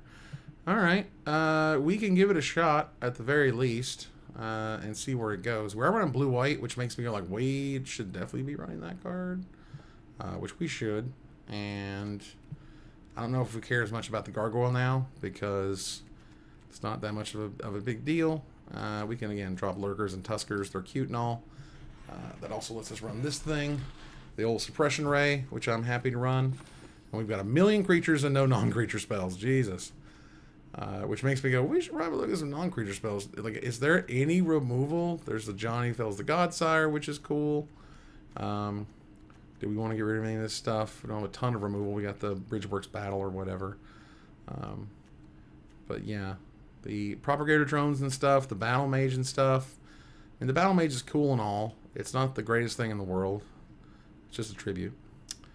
I don't want to cut too hard on the Eldrazi stuff. It's part of what we're doing this for, is to see stuff work together. Okay. And, the mandibular kite. Ooh, it's got teeth. Those are scary. All right. Cool. Any lands or something that we missed? We're not running black or red. Not running red or white. Again, this is one of those, like, do we want... Man, we have so little interaction. It's a little freaky, quite frankly. But, alright, we'll give it a shot. We'll throw it against the wall. We'll see what sticks. Maybe we can jump into a draft here before long. I would love to see if we can go real hard in one of the different pairs, and or draft archetypes that we look at. It's Jeskai Energy. I think would be a super cool deck to draft. Would be super happy about that, which would be nice. If y'all are just joining me, thanks for hanging out. We are playing in the Modern Horizons 3 preview. It's hashtag sponsored by Wizards. Wizards of the Coast gave me this wonderful account to play with these cards and show you how they interact and work and all that stuff. And I'm playing Exit MTG, which I'm okay with. That's okay. But yeah, I haven't pulled a waste this whole time. I've opened a couple sealed now. I'm not going to Gen Con. At least I don't have any plans right now to attend Gen Con this year. But we're going to go ahead and get ourselves an iron. Some blue mana over that Null Drifter because I ain't paying 7 for it. Not at this point. It's wild how quickly you can get a lot of mana in this format, which is kind of wild. But you know, that's kind of cool. I've not really paid much attention, honestly, of the cycling of these lands at all. You know, like, it's nice, you know, it's cute and all, but it's not something I care about. The old sneaky snacker. No idea how good that card is. Honestly, like, it's cute. It's a 2-mana 2/1 flyer. I mean, that's hard to cast, but it's a 2-mana 2/1 flyer. It's got that going for it. Because if I Null Drifter here and draw cards, I'm gonna have to discard, and that's gonna feel stupid. So I don't want to do that. I can cycle this if I want to. That'll help me up to like 5 mana or whatever. Not that it's really going anywhere at this time, but you know, it'll just get it out of my hand. See if we can find something better to do. Because we're not doing much. But yeah, Gen Con, not so much this year. Not really. I don't think I've been since the pandemic, which is kind of a thing, you know. Haven't been to a lot of stuff since the pandemic, really. But pandemic, you know, did bring me working from home. I'll tell you that. I've worked from home now for over 4 years. I've literally moved to Tennessee. You know what I mean? I'm now back home at Tennessee. I mean, you know, I think at this point we can hold out for a hero. We don't have necessarily to cycle this thing. It'll be all right.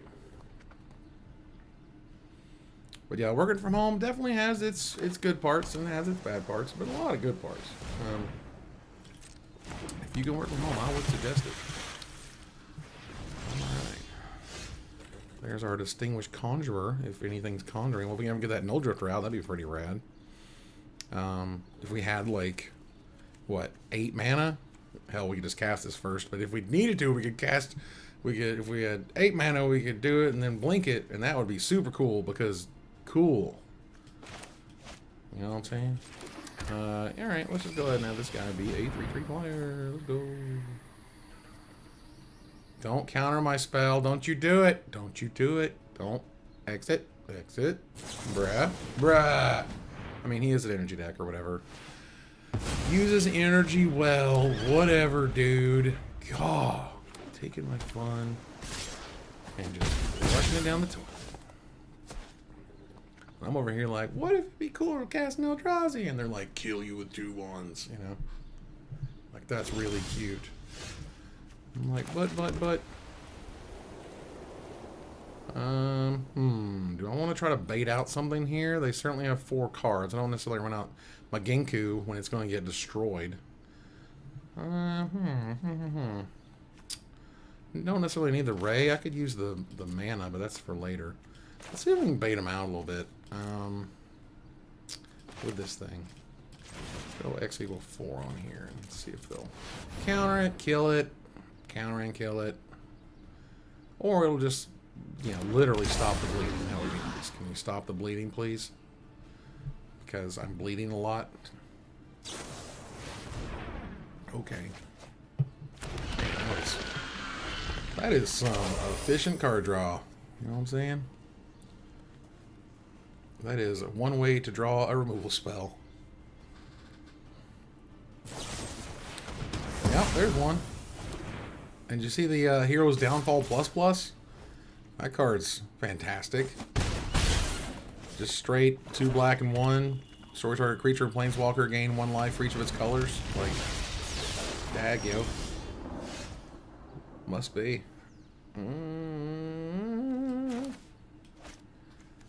Okay. Well, we are in the poop, as they say. We have 6 mana here. So we can Shaper. Not like that. Okay, Shaper and Conjure. I should have done it the other way around. Because I'm bad at this. Ah! God, the things you realize the instant you do them incorrectly. This set is very good at letting you know you messed up. It's extraordinary, quite frankly. Yes, I did play that out of order. Exit. They're going like, why don't I play the Conjurer first? It's because I'm doing this poorly. But that's not the point, now is it? We're here to goof off, have fun, be dumb. Let's go. Distinguished Conjurer. Hello. I mean, you're not going to counter it.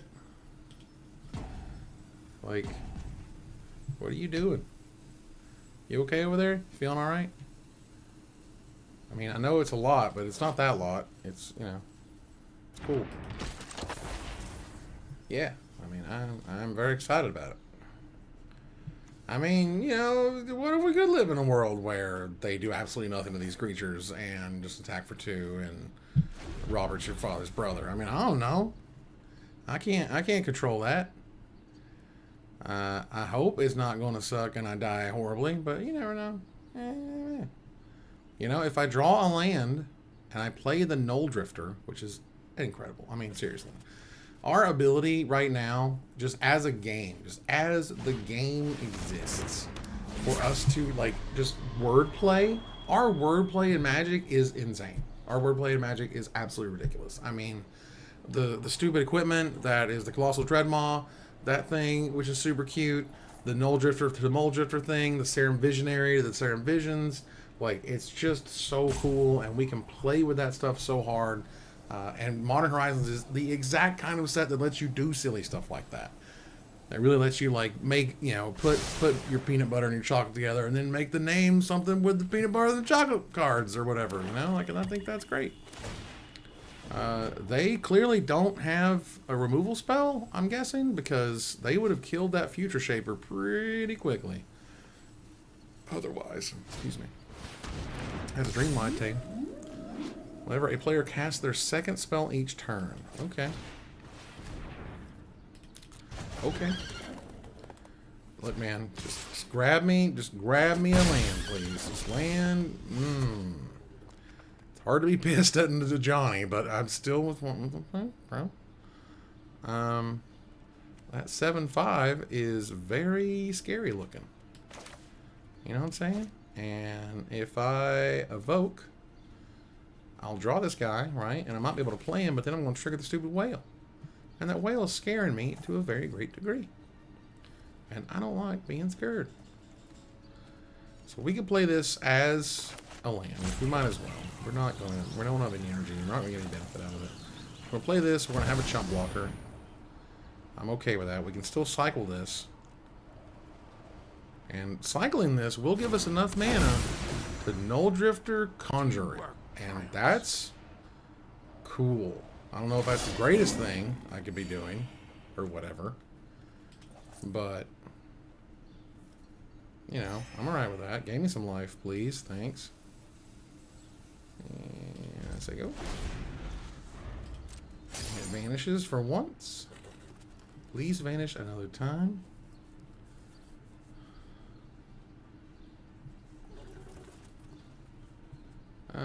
Triggers the mouse. Not sure what that's referring to. Oh, Genku though. Genku does get pretty crazy. Yeah. Yeah, you wanna turn this guy and let me flip a Johnny? Because that's what's gonna happen. That's exactly what's gonna happen. I'm gonna put a counter on every creature or every cat I control. You know, I don't really have red permanents other than a Johnny. So that's kind of rough. So I think at best we'll want to try to non-land cataclysm them. At best. Just let them keep their best creature and get rid of the rest. And if they kill the stupid cat and it turns over to Johnny, I can't flip it over with Distinguished Conjurer, which is unfortunate. Okay. What you gonna do? Oh, interesting. Alright. Don't do it. Don't attack with the 2/1. Don't you do it. Don't you do it. You know you want to loot. God. You guys are killing my soul. Alright, let's go ahead and cycle this guy. That will give us a chump blocker. which kind of sucks. It does help me stay alive a little bit longer, which is nice. And I can Future Shaper evoke Null Drift for next turn. And that does trigger Ginkgo, which is pretty cool. We might just want to do that just so I can chum block here, you know? And the fact that I do that, it gives his Dream Whale Tide a proliferate trigger and gives him another energy. Sucks so bad. Stomp the Looter. Take the 4, I think. Just do not like letting that Dreamtide Whale keep on living. That's a 3. That's a beautiful image, though. Look at that. Ron Spears. Love, love, love, love. They're going back to the old school artists. That is so cool and appreciated. Can I get something? I'm gonna do a white man if I want. I could do that. Do I want to exile a Johnny?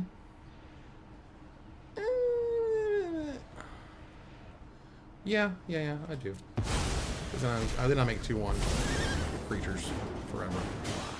Hey, Radirius 91. Oh my god, it's me. Oh my god, it's me. Who knew? Vanishing is different from fading, yes. When the last counter is removed, yes. When the last counter is removed, it dies like you would expect it to. Vanishing was weird and didn't make any sense. Okay. Bespoke Battle Wagon. Dang it, I did not need you to trigger your own super cool whale. Oh, goodness. Whoa, that's a long time ago. Back in 2011? Oh, God almighty. Yeah, man, that was quite a while ago. Alright, let's go ahead and do this. Right. Let's go ahead and do that.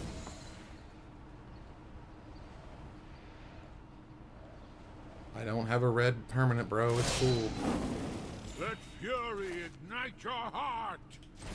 I do that. Yeah, do your super proliferation. I don't care. I don't care, man. I don't care. Draw 2. Very nice. Sack it like a champion. Red Iris. Okay. Loved it. I mean, man, those were some good times, you know, back in the day. SCG days, when they have the studio and peeps. Alright, 2/1 with flyer, please. Or 1/2 with flying, rather. Alright, here we go.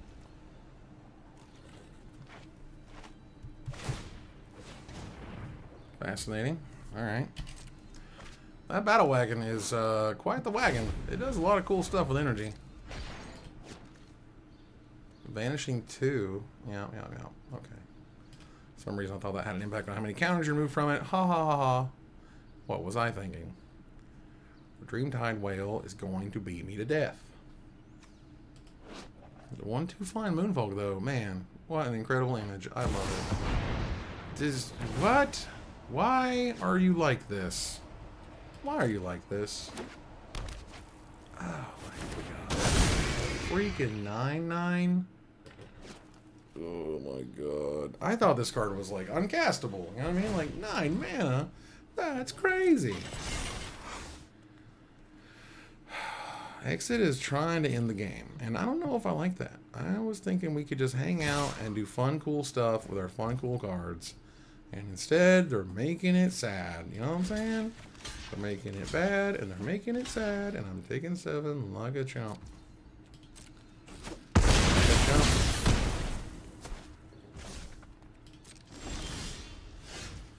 Okay. I will take that. I'm pretty sure I'm dead here, but you know, why not? Let's have some fun with it. Eldrazi Spawn, definitely a hell of a drug. Oh, cool. These are both cards that don't say destroy all creatures on it. Oh, damn. That really stinks. This does give me the ability to make more dudes, which is nice. I mean, that's definitely going. I mean, neither of these things is really going to get me there, probably, so that sucks. We'll make a dork. Nothing happens. To me! Gain 2 life. I still have a 9-9. I still have a 5-4. I still have a 7-5. Ugh.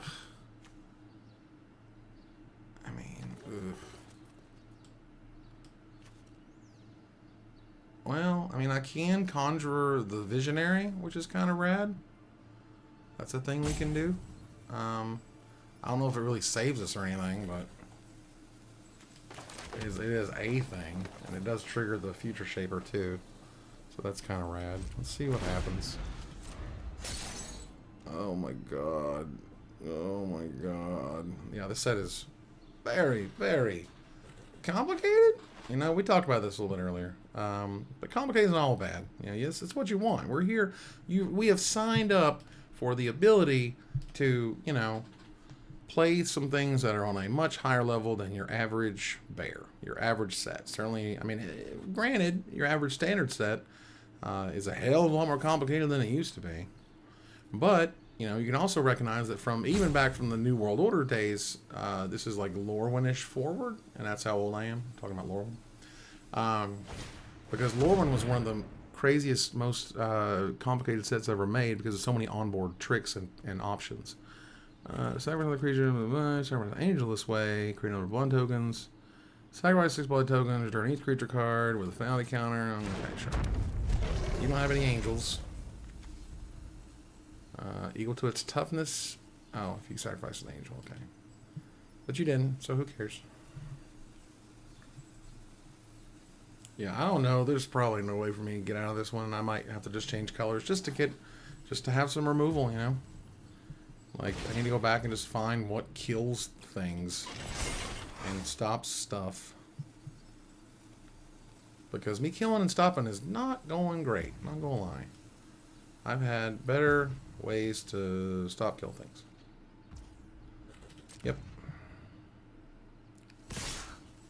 Oh god.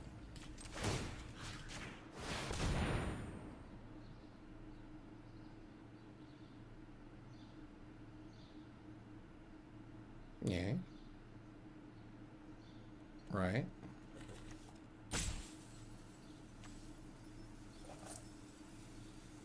There's still probably no way out of this, but we're gonna try. Oh yeah, it's over. You could just start with it. Save. I mean, like I was dead anyway, but like you know, whatever. Okay.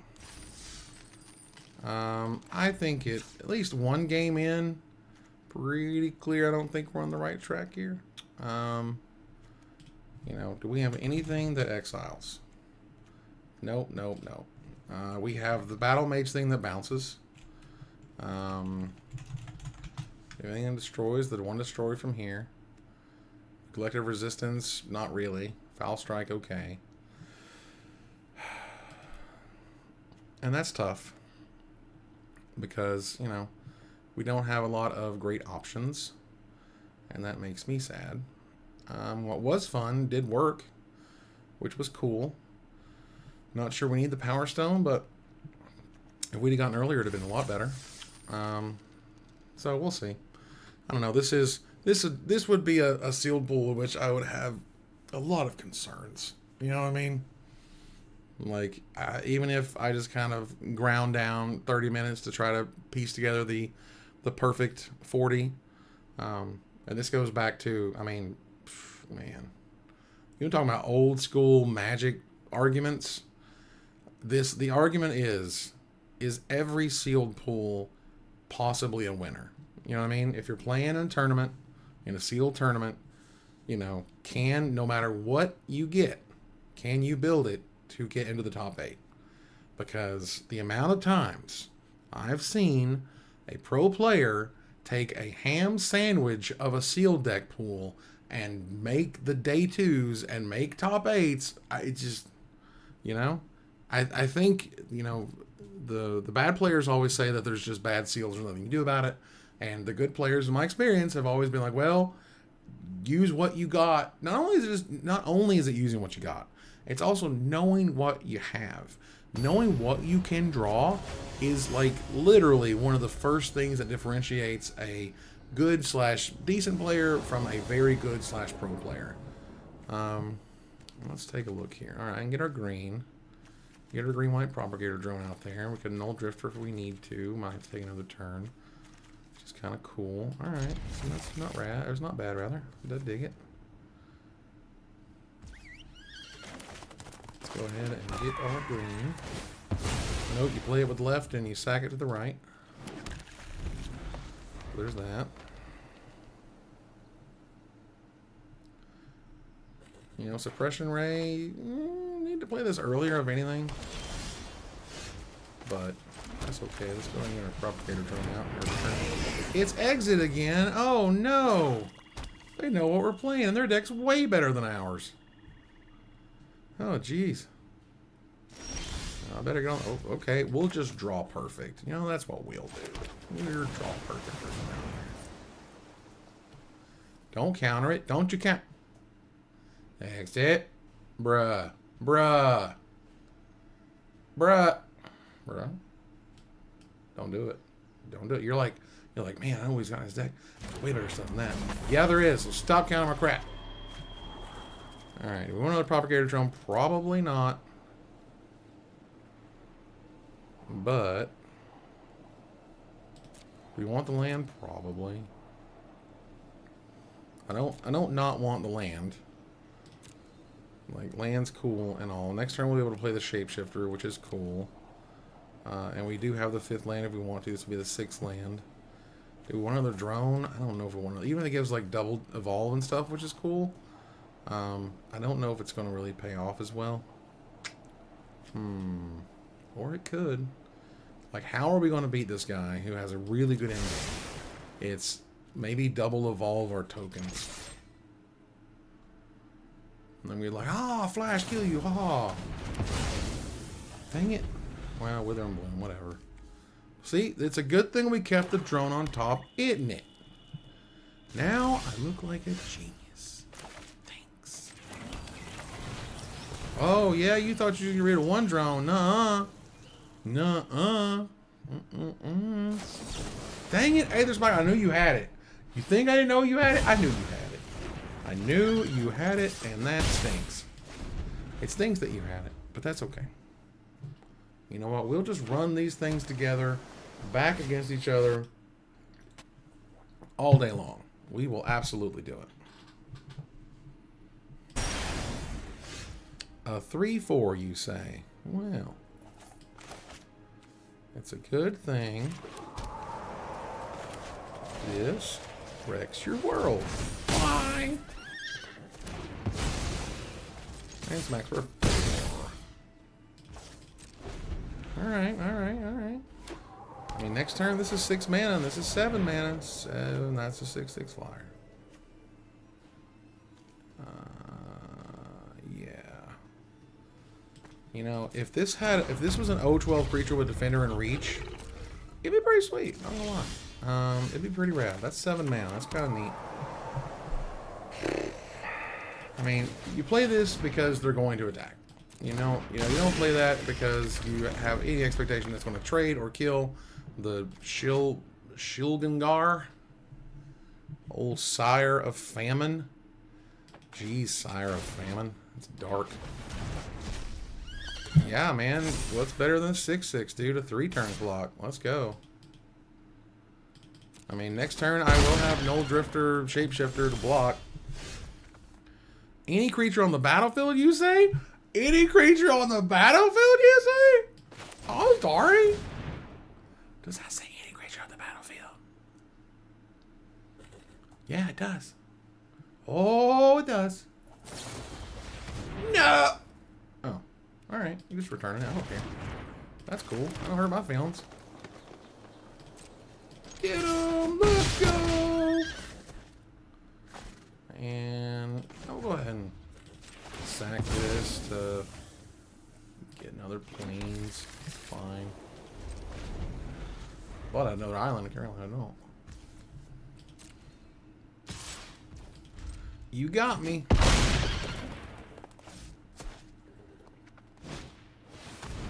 There's the snacker. Yeah, I know you got you. You know that copy crook's coming, right? You know it is. is big time. Man, we are in some predicaments here. The stuff gives it trample, right? Let's assume they have nothing, right? Because we kind of have to. This goes on for 5. That makes an 8/8, so that makes 10 coming in. They have to block here. They'll take 8. I'll die. So let's not do that. Oh, yeah. Oh, yeah. Okay. And then go ahead and do that. Are you going to block? Okay. Works for me. Okay, okay. Very nice, very nice. Alright, brain shirts kind of sucks. Every time I look at that corrupted shapeshift, I remember that Primal Clay was a favorite creature of mine 30 years ago. And your back starts hurting and you need to go get a checkup. You go to see the doctor. Alright? You go see them. Say hello. Oh boy. Thanks. I hate it.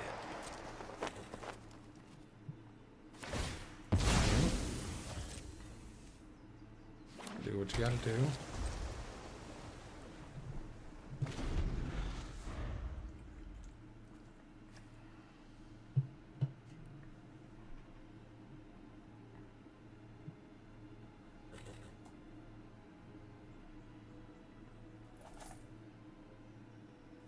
Meanwhile, waterlogged teachings. All right. What are you getting? Don't get a wither and bloom. Don't get a wither and bloom. Don't get a wither and bloom. Don't get a wither and bloom. Because that would suck. Really? Just, dang it.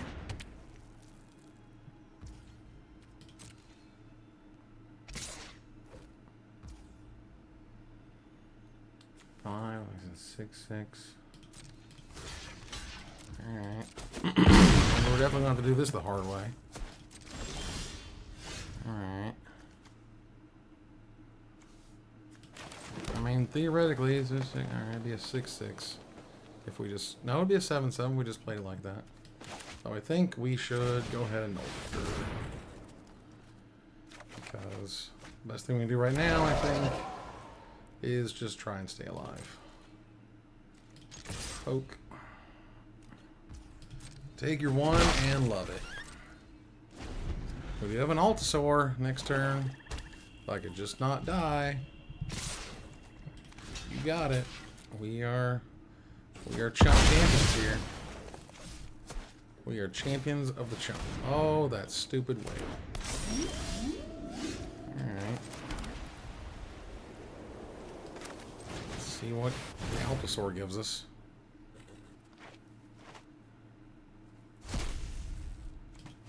That's a Death Toucher.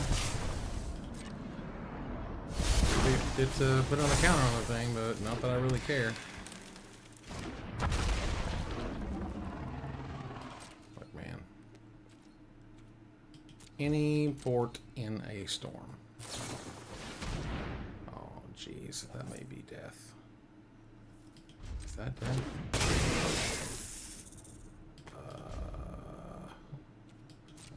I think that might be death.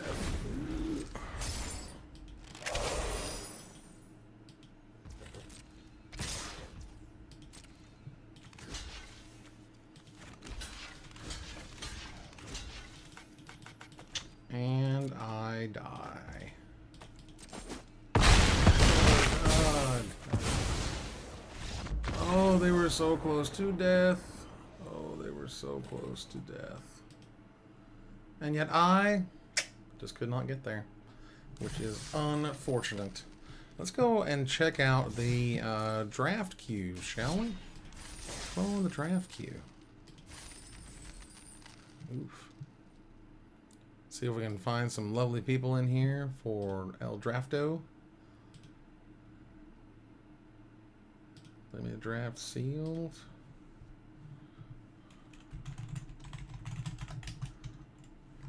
Throwing out the old Drafto to the Discord as we wait If you guys have any questions you'd like to throw my way, I'd be happy to answer them. About all the streamers, like, let's go play in the draft queue. Let's play in the draft queue. You should play in the draft queue like, right now, you guys. It'd be totally cool. That'd be seriously awesome. Please and thanks. Like, I don't know exactly how many people we have in the event, but it's looks like a lot. We've got like, I don't know, looks like a hundo plus 86. Yeah, around 200 people, give or take. How many drafts deep? Hey, Allison. 0. I've been playing sealed this whole time so far, and yeah, I've not been able to go much further beyond that. So hopefully more soon? Question mark. Oh, man, we're more than halfway there, and you know, living on prayers and things. Wrote a whole song about it. Pretty good song. I read somebody the other day, they were just like, I saw John Bon Jovi, and I was like super disappointed. His voice is nowhere near, you know, what it used to be. I'm like, really? His voice anywhere near what it was 40 years ago? Like, he's lucky he can sing it all based on the throat problems he's had. But yeah, I don't know. It's like those people who go to like the Def Leppard concerts and things, and they're like, it don't reach the crazy heights, you know? And I'm like, well, duh. You know, they're a performing band. They can't match those crazy notes they did in the studio. And that was always tough. Because sometimes, like, Chris Cornell just could not hit those notes, you know, from time to time. And when he had a bad night on his voice, and that was rough. But, man, when he killed it, he would kill it. Yeah, they're not rock gods forever. They're just dudes. And some of them just do really weird stuff. Like, what in the world was Roger Waters doing with that new remix or something of Dark Side of the Moon?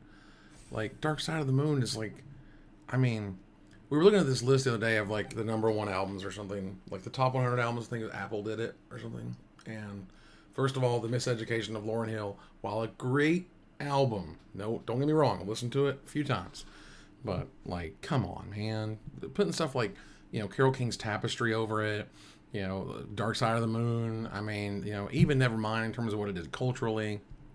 Don't get me started about music. I can just go.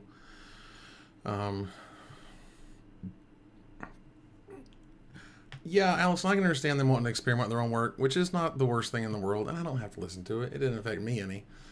If anything, I felt it was kind of sad because, like, all these people, they went to like this special like live event thing that he did, and he apparently like read out an hour and a half's worth of whatever stuff before he actually played any music, which is unfortunate.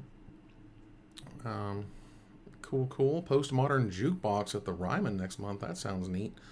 Man, it is. I hope they do something about Ticketmaster, because I mean, you can't go to a show anymore unless you are a very wealthy individual. You know, tickets start at $150, $200 or whatever, and that's just ridiculous.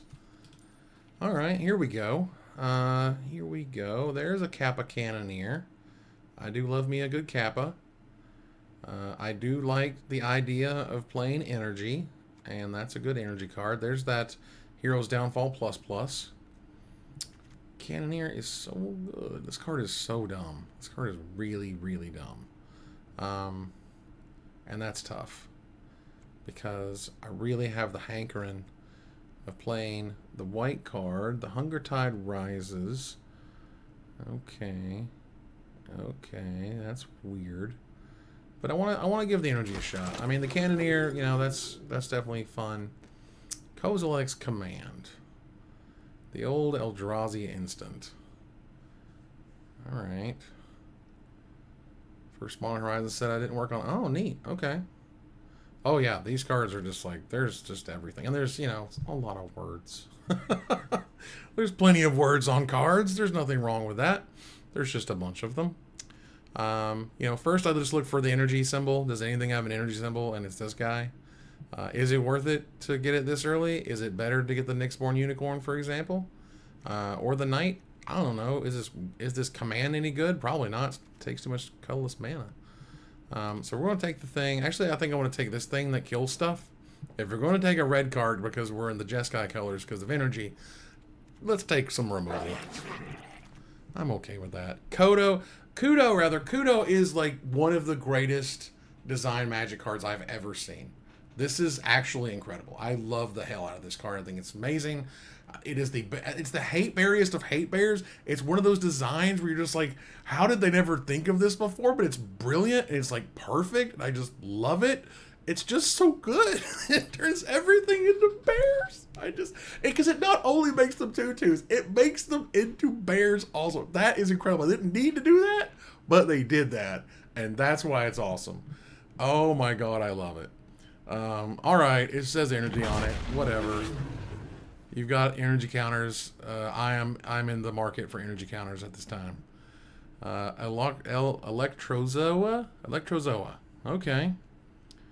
Okay, that's a weird card.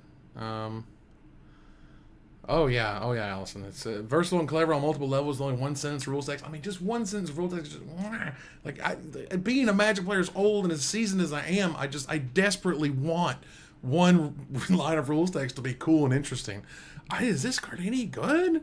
This card seems not good. I mean, it's a 3/1 flash flyer and all, but goodness.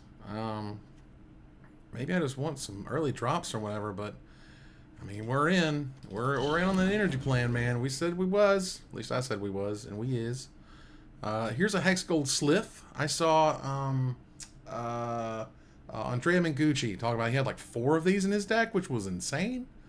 So I'm about the Hex Gold Slith train. Against first strike, and whenever combat damage to a player, put a counter on it. Yeah, sure.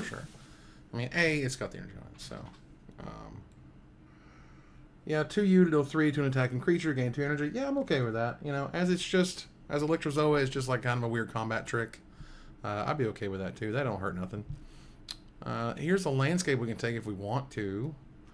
This thing, maybe a Meteoric Mace. That is a Cascade? It was like, okay, that's weird. Numbers are weird. The word Cascade shows up. And you're like, alright, well that thing seems super rad. Red, white, blue, huh? Deem Inferior is pretty rad. Yeah, the landscapes are super duper cool. Don't get me wrong, I love those things. Yeah, this is definitely not a Cascade deck. Yeah, maybe just a mana fix, and this gets my white or my blue. And I'm okay with that. Now, what I'm hoping / expecting is that we're going to get a lot of those white-blue multicolor cards later than usual. Heyo! That is a Volatile Storm Drake. Thanks. Exchange control of it and the Gargoyle. Ooh, you know, it's fine. It's cool. Casting your spells is pretty sexy, not gonna lie. There's an Electrozoa. I'm probably getting one of these like last or something, but I'm sure as I'm not passing up the rare. Where I get to take their best thing. Thanks.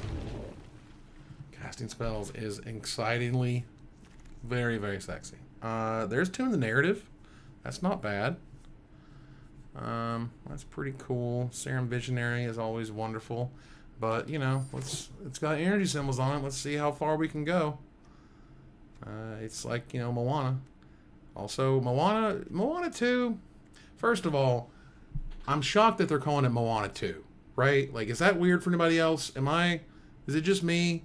Like, I feel like it would be like Moana : something of the something, you know what I mean? Right? You know, like the mystery of the so on. Like, because as I understand it, they were developing a television show for Disney Plus, and then they went and looked at the streaming numbers, and like Moana is like one of the most streamed things every single month ever since the system or whatever's been running, and so they're like, oh, we'll just turn it into a movie, and I'm just like, okay, I'm scared, but that's just me, you know. So yeah, so there's Conscription. That's cool, I guess. Maybe draw a lot of third card things going on here. Oh man, dude, when my kids were little, it was Moana time. It was Frozen time. You know how many times I've seen Frozen and heard that terrible first song in the movie? Oh, and they really loved the Lorax, that Lorax remake thing they did. Man, I have seen the Lorax so many times. And by that I mean the remake, not like the original animated whatever. Like, there was that period in like the early 2000s, man. Oof. or rather, now the early 2000s for my first set, for my first two children, and then the early 2010s for my second set of children, as it were. Here we go, Nick's Born Unicorn. There's a Ruby Medallion, but like, eh. I mean, this card is way more exciting, and these aren't two of our colors. So. Oh, Big Hero 6, very cool. Love me some Big Hero 6. This is just one of the coolest cards. This is another one, like in terms of like one line, awesome design. This is it. This is the best, you know, sideboard card in 12 years since Grafdigger's Cage. You can put that on print. The Danny DeVito Lorax, maybe it was the one by Skybound or whatever. So there's a Kozilek, that's Kozilecking. That's a whole thing right there. I don't know if we're Kozilecking in this here thing. We might even be Shrieking Drake just because we can get more energy out of stuff or whatever, you know. Is the format slow enough? Probably, because a lot of Eldrazi spawn is Eldrazi spawning, and like a lot all the time. It was the one that produced all the Onceler fans. Okay, yeah. And granted, I didn't think it was that bad of a movie. I mean, I've seen a lot of movies. It wasn't the worst thing I'd seen. You know, I wouldn't let my kids watch like just straight terrible movies just because they like them or whatever. I just wouldn't. For my own sanity, I don't think I could handle that. Unfathomable Truth is great because, you know, I don't think Shrieking Drake is going to be a top pick anyway. And I like to draw cards, and it's a really efficient draw card spell. There's Sink into Stupor, which is fine. There we go. There's some uncommon payoffs. Emissary of Soulfire, look. To those who have been watching the stream for a minute, you've seen what can happen here. But let me tell you, man, when you start learning how powerful Proliferate is with this stupid guy to proliferate the Exalted counters, oh my god. Oh my god, it was insane. It was insane. And yeah, there's a creature that when you, another non-token creature enters the battlefield, you proliferate. And I had like 4 counters out, and it made 8, and it was ridiculous. It was a whole lot. There's Strix Serenade. That's a magic card. That's really neat. I love these cards more than almost anything because you're 1000% playing this card. Like A, it's removal, but B, you're never not playing this card. But that's an Angel. That's a 5-mana 4/4 flyer. That is about as good as it's going to get in terms of your stats and things. And yeah, if 2 creature Exalted gets crazy really quickly, and people will learn. They'll know. I mean, how many Tune the Narratives is too many Tune the Narratives, right? Like, this card's great. I don't want to play it as just a tapped Plains, which is what I feel like it's going to be most of the time. And then you have Electrozoa, which is rad, a cool kind of removal spell, like we mentioned. You know, it's a weird removal spell, kind of wrapped in a 3/1 flyer. I don't know how many Tune the Narratives you want, you know? I think it's strange. Like, I think I'm going to get the Electrozoa back anyway. It doesn't really matter.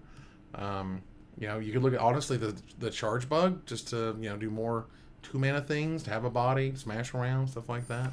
I screwed that up so hard, I don't even, what did it get me? What did it give me? Oh, great, give me that. Good job, idiot. Hey, there's a Slith, though. There are no Prowess or Magecraft triggers that I can tell so far in this set, unfortunately, no. You know, I'll want the Utter Insignificance in that it's kind of, you know, it's a removal spell and all but name. But more Sliths are more Sliths. Thraben Charm is dope. Note double, aka twice the number of creatures it deals damage equal to. That's super duper important, and I was not really surprised. Or I was not really ready for that. Rush of Inspiration. I mean, I can't. Yeah, they got a power creep Kamigawa commons. Of course they do. Alright, yeah, Glimpse the Impossible is neat. Rush of Inspiration is like the perfect card for this deck. There is the Cyclops Superconductor, which is also very rad. What does this thing do? Okay, someone has to explain to me why this card costs 5 mana. Because it feels like this should cost like 4, maybe? I don't know. You know, it's one of those things in like the Modern Horizons set, you're like, are you sure 5 mana is the right number on this? Like, it must be crazy powerful That must be a whole thing. Okay, there is prowess. Actually, I lied. There's prowess right here, which is really cool. There is a flare of denial. And that's pretty sexy. Not gonna lie. If nothing else, you know, Electrozoa, Sakazoa, I don't know. I don't think that one of those slogans would be good either. Per someone on Twitch, I agree with you. Like I said, the Shrieking Drake was probably coming back anyway, which is a thing.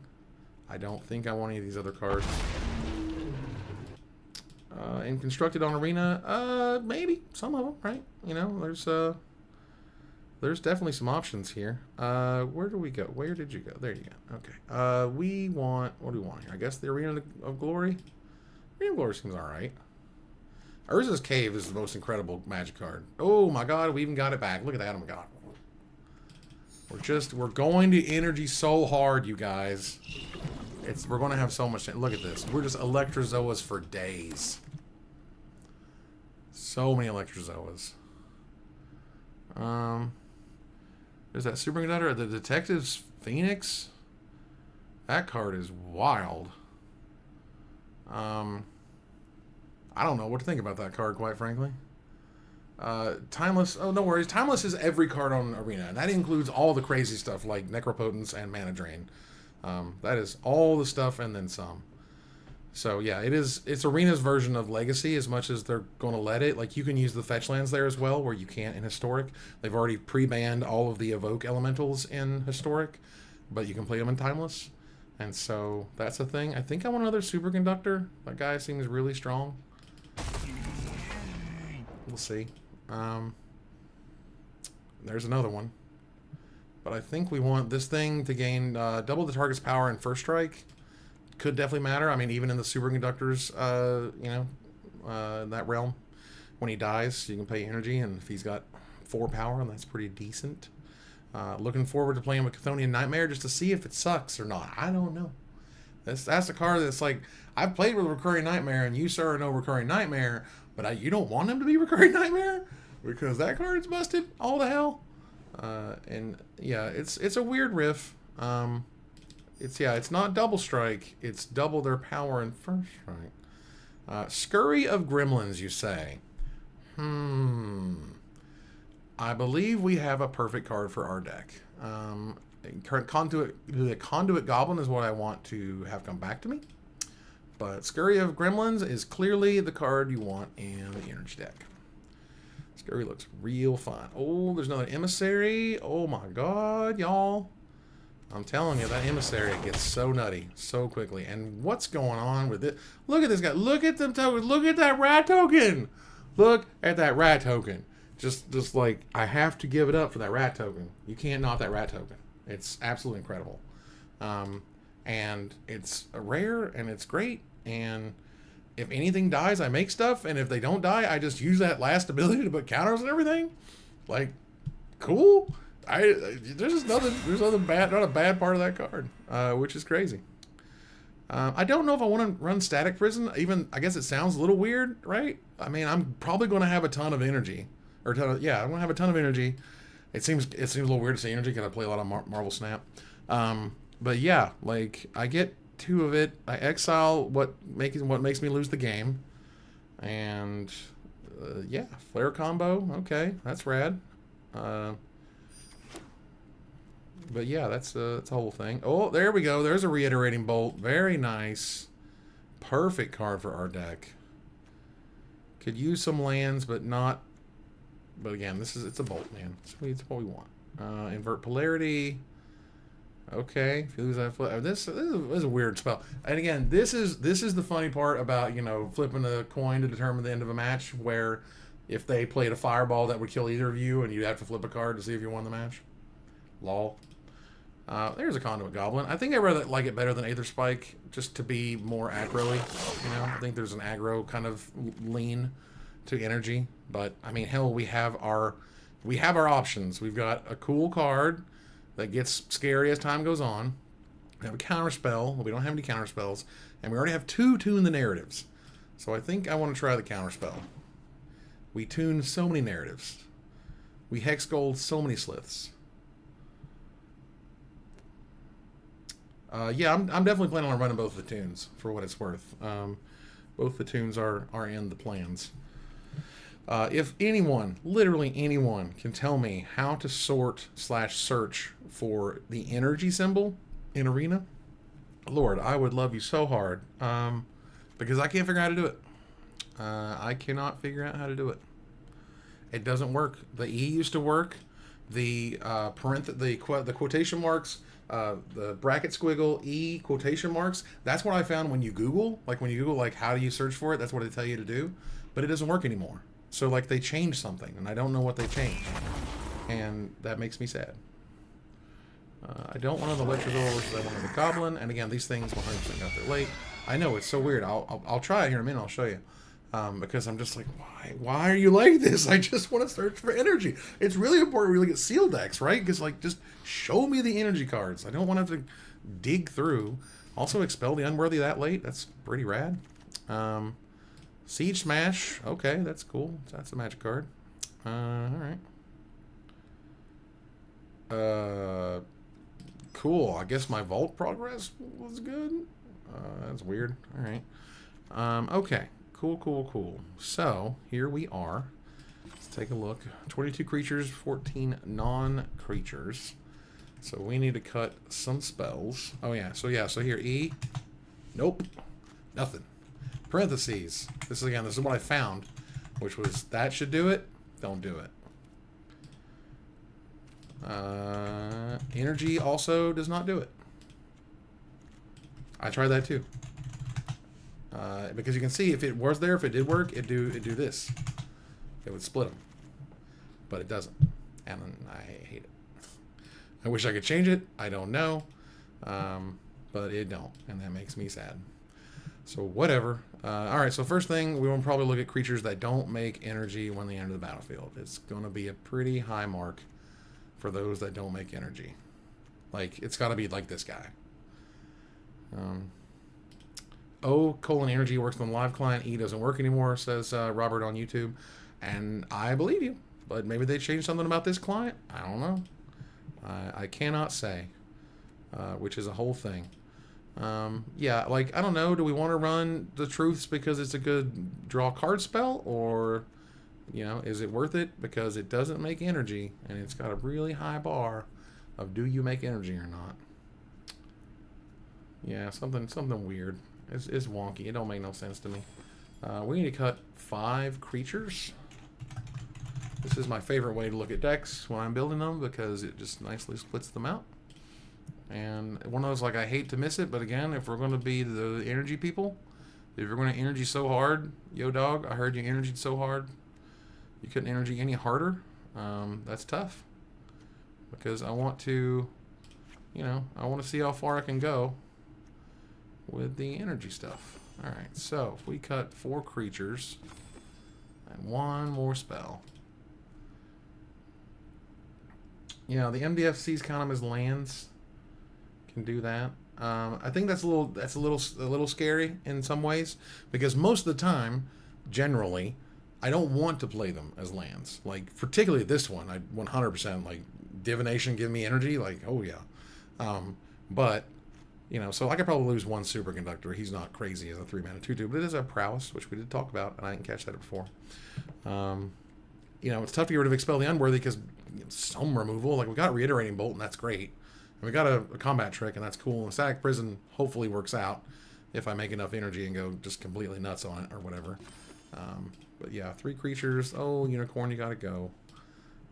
Anything that doesn't make energy, super high bar. Oh, you're right. I'm sorry. Thank you, USS. You discard a card unless you pay. Discard a card at random unless you pay 2 energy. Also, just notice it's an instant, which is rad.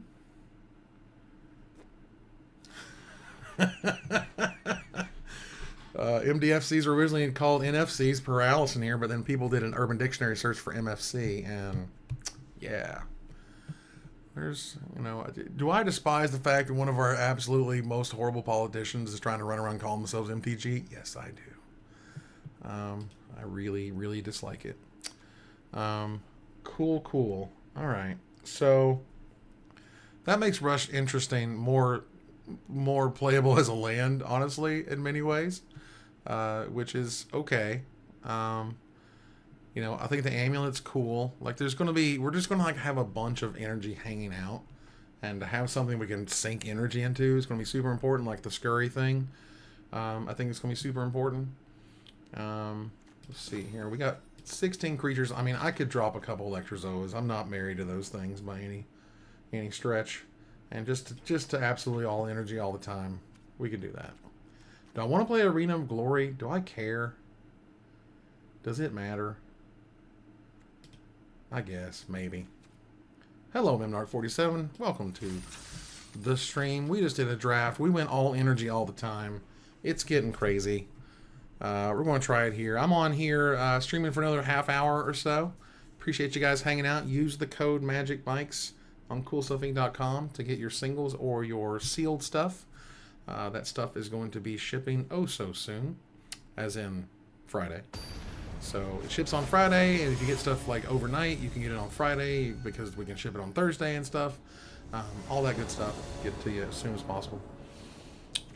Okay. Hexproof from activated and triggered abilities, by the way, is insane and is like the weirdest thing ever. I don't know, man. I've never seen anything like it. I don't think there's ever been that hexproof from before, but it's a weird one. And I don't know if I liked it 100%, but it was weird. I'm missing the red for the superconductor, but I do have two Tune the Narratives, so not feeling too bad about it, honestly. I'm not going to be doing anything else. Old CDF Gaming. Whomever CDF Gaming is, I hope they're having a wonderful, fantabulous day. Alright, well, now we get to hold up the counterspell. Oh, two need the narrative. I saw what you did there. Do we want to let them out of ground wrap? I don't know if I care, right? I mean, it's a 1-2. Like, you got me. I'm going to tune that narrative, though. Can't control me. All bolt, no mountain. That's what I say. Alright. Tell you what. Here I am, hoping to not get destroyed. It would suck to not go without red mana for a very long time. That is the Cranial Plating Living Web. This is the only card which is officially on the watch list for Pauper. That they could ban it in Pauper. Because this card is really dumb with artifact lands and a bunch of Pauper stuff. Even just like, you know, frog mites and stuff. And also 2 cranial rams sounds horrific and scary. You know, it was horrific. It's scary. Cool. Alright, I don't know if I want to drop the shields for the superconductor right now. Because they got 3 mana. They got 3 mana open, which probably have a removal spell anyway. And I'd rather just say go. They have a 1-1, so what do I care? I thought it was a 1-2, but I forgot the germs were 0/0s.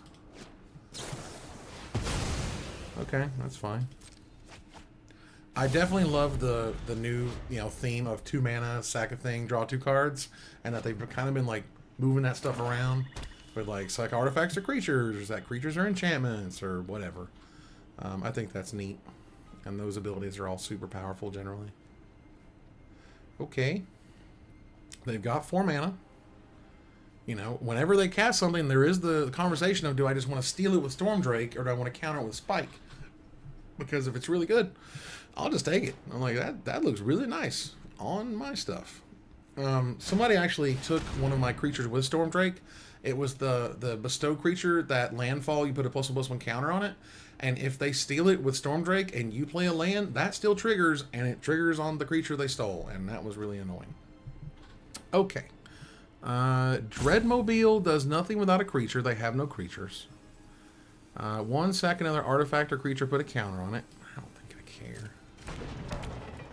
It's, yeah, Robert, the Cranial Plating Living Weapon is probably going to be the first card banned from the set because of, again, just silly stuff. I don't think I want to have shields down for Genku.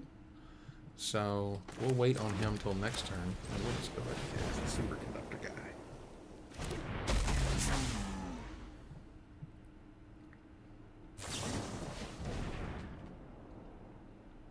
I think that's fine. Like I really next turn playing Genku with Aether spike up for like 1,000,000. I'm okay with that because now I have 1,000,000 energy and they can never pay that amount of mana, so that's always going to be good for me, and I'm okay with that. But yeah, I don't. You know, I appreciate the fact that it wasn't pre-banned. I really dislike pre-banning anything in any format, personally. Especially for a card with mana value. Alright. That's fine.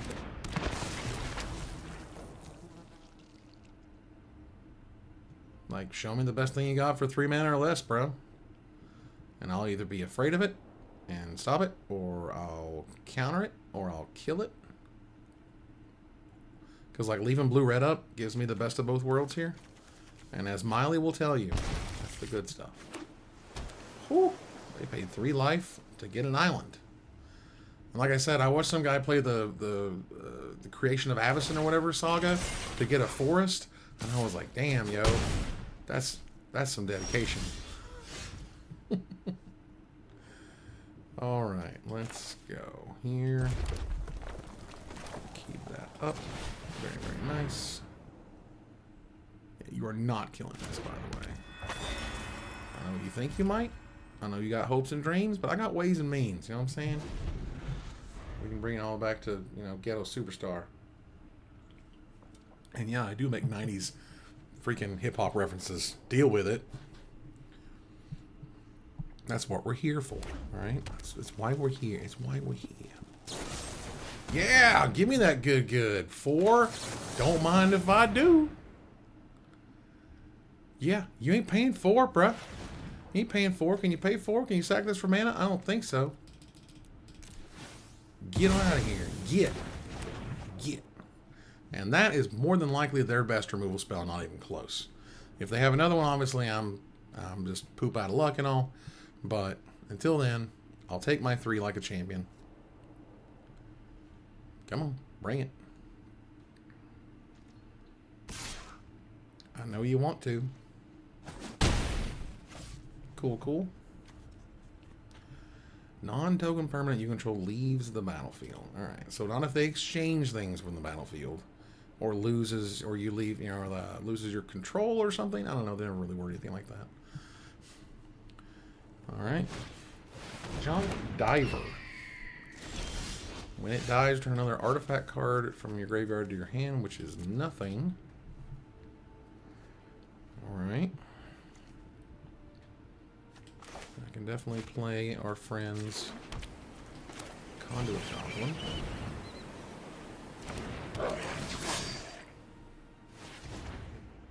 And do I want to steal this?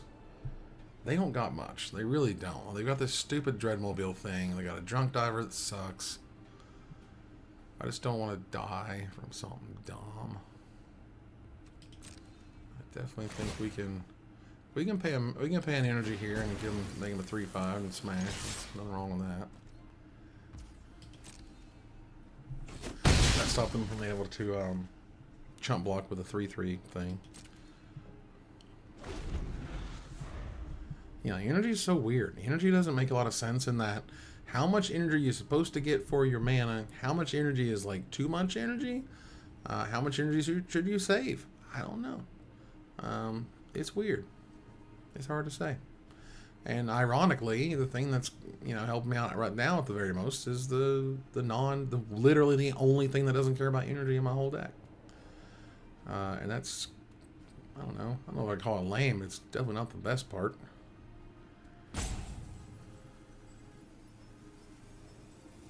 Exchanging control. Does exchange control give them summoning sickness? I'm not sure if it does.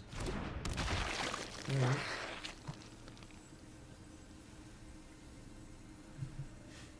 You got it. Oh, Jesus. That's a Kappa Cannoneer. I don't like that.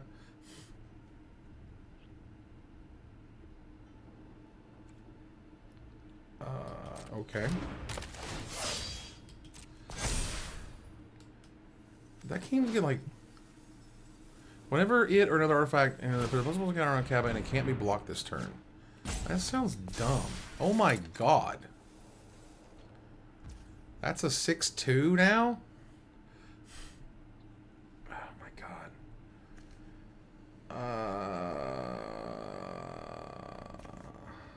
Okay. Okay. Alright. I gotta kill the stupid 6/2. I gotta steal the Cannoneer. Okay, that's fine.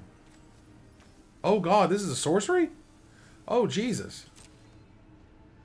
I thought this was not a sorcery. I thought that was an instant. And now I feel bad. Because I'm like, it's a bolt. Bolts are obviously instant. I mean, duh. Alright, well, at the very least I can activate this thing. Cool. Jesus. And now this made it way more difficult. Damn. Alright, so if I do this, and I pay the 4, and I pay the energy, they get flyers that I can't stop. This is not good. I can chump the Cannoneer, but if he plays any artifact whatsoever, then he's a 6/6, I can't block, and I die. So that really sucks. And that Dreadmobile is looking better by the moment, isn't it? Ugh. Alright, so we gotta kill this thing. Wait a minute, wait a minute. Well, they're probably reading this wrong. Replicated. Okay. Okay. I can replicate it twice. I can deal 9 across these 3. I'm still kill the thing in the... Yeah. Well, I can't. The stupid ward 4 is what stops me from that, right? Yeah, it's the stupid... Yeah, the ward 4 gets you every time. I have to rely... I have to rely on them not... On them not playing an artifact next turn.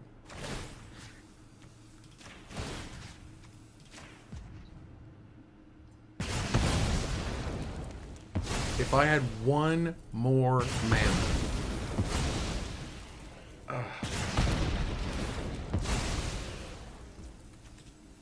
Oh god. Oh god, that's it. Oh god, that's the end.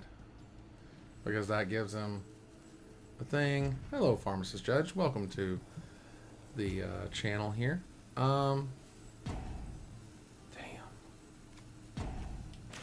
I mean, why not? Let's just roll some dice. It didn't matter. It's over. GG. Good night. It was fun. Kappa Cannoneer. Oh my god. Also reading cards. Read cards. Because I was like, oh, it's just like the one from Aether Revolt or whatever, right? You do the thing and you pay the energy and it deals the damage. No, you doofus. It's replicate. Get a couple more games in here. How are the games going? Well, funny thing you should ask. This format has currently now skyrocketed to the very tip top of the list of formats that you will immediately realize your mistakes as soon as you make them. Like, it's happened many times when I've done something. I'm like, wait a minute, you know, or wait, X interacts with Y or so on. It's a lot. This hand looks just garbage. As much as I like to come from the Gerard Fabiano, you know, school of never mulliganing. This is true, by the way. As far as I know, the boy just doesn't mulligan. I can't keep that. I can keep that. That looks great. Arguably the Angel is the worst card here. Everything else is arguably playable. I hate to lose the Angel, but gotta have a hand. Oh yeah, this is a you're going to lose a ton at the beginning. I mean, like a significant amount. Learning all the intricacies of this set is going to be quite the challenge. All right. Go ahead and smash. Say go. Unfortunately, lost that last one. Argent Dias. 2 oil counters on it. 2 or more creatures attack with an oil counter. 2, remove 2 oil counters. Exile target non-land permanent. Its controller draws 2 cards. Okay, so right away you can exile something. Alright, that's fine. There's that emissary. Ooh. That boy is really good. Let's count the ways. We got one there. And we got one there. And we get your butt. Boom. Shake the room.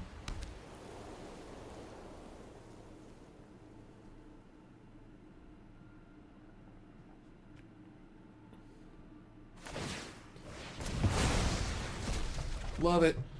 Thanks. I've got an exalted creature now. He's awesome. Much appreciated. Alright, so I can play this and still keep up the Aether Spike. I'm good with that.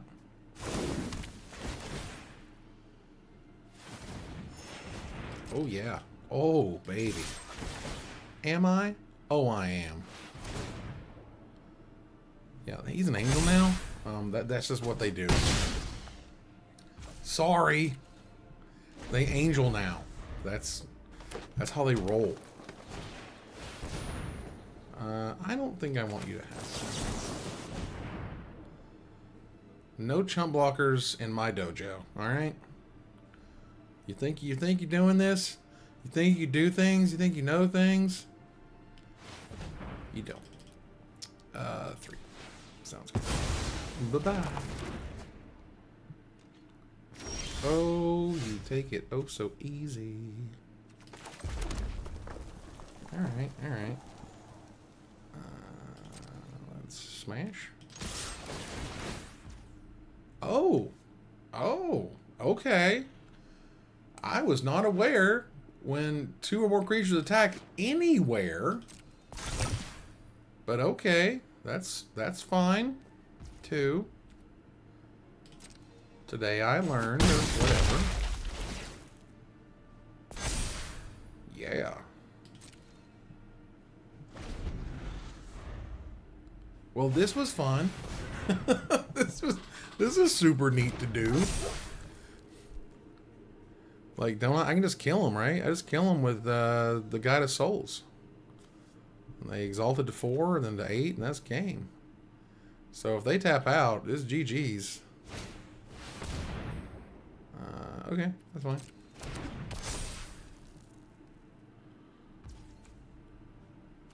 Cool. All right. Seems good. I like winning games.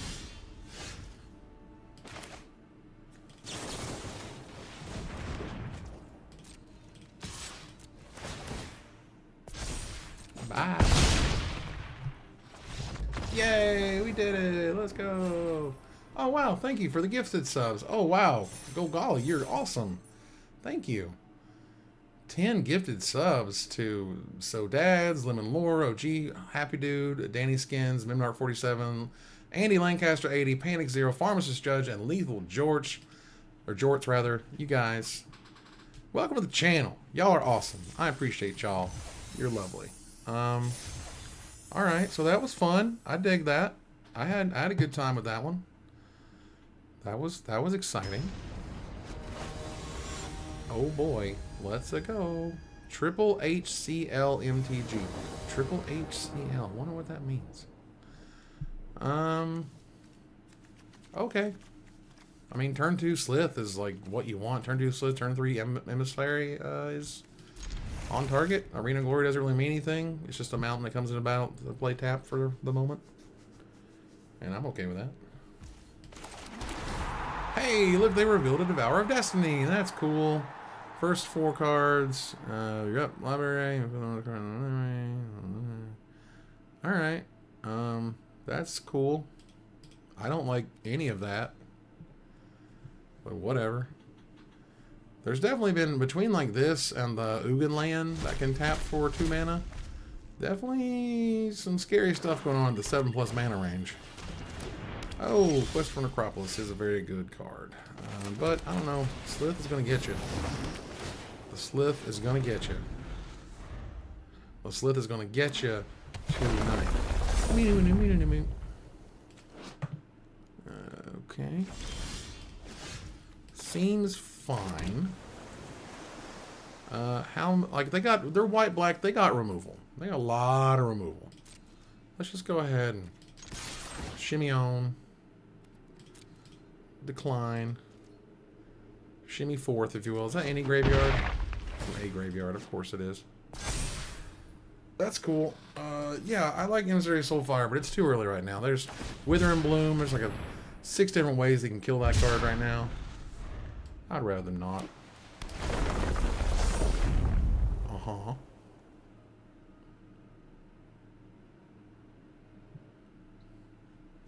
Yeah, don't worry, man. That Arena Glory is safe. White Orchid Phantom. Ooh, I don't know if I like that first strike. Yeah, I think I'm gonna get him out of here, meow. Oh, meow. Okay. Now, play the Soulfire. Get one there. There. And then we can smash. Let's go. Boom. Yeah. Man, Exalted's so sick. Alright, now they got double black. They got double black. That Hextol is probably dying. That's got Persist. That's okay, too. We're not replicating this at all. So, okay. Just give them, like, you know, just have it come right back. Really annoying. Whatever.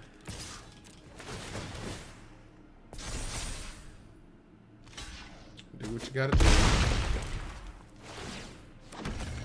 Meantime, we'll play the Superconductor. And we'll say go. Because now I can replicate my Bolt. That's good clean living right there. Alright, that's cool too.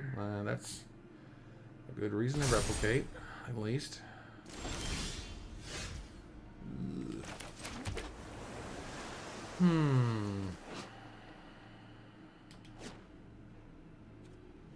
Fascinating.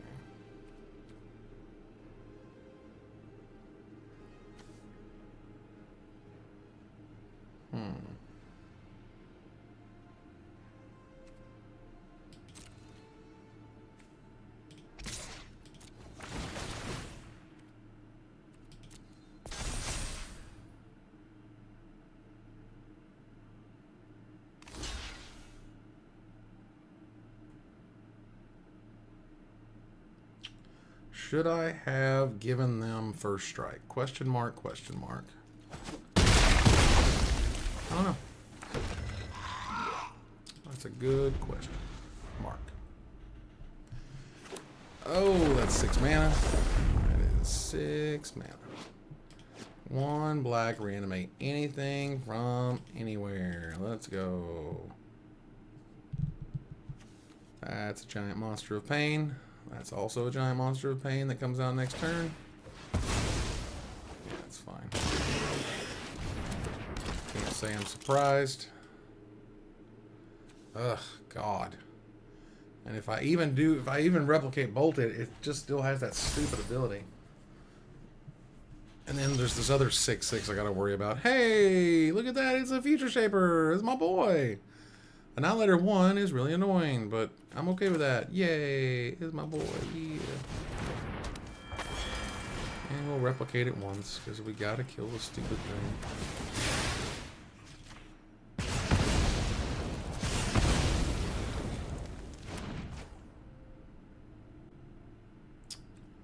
Yep.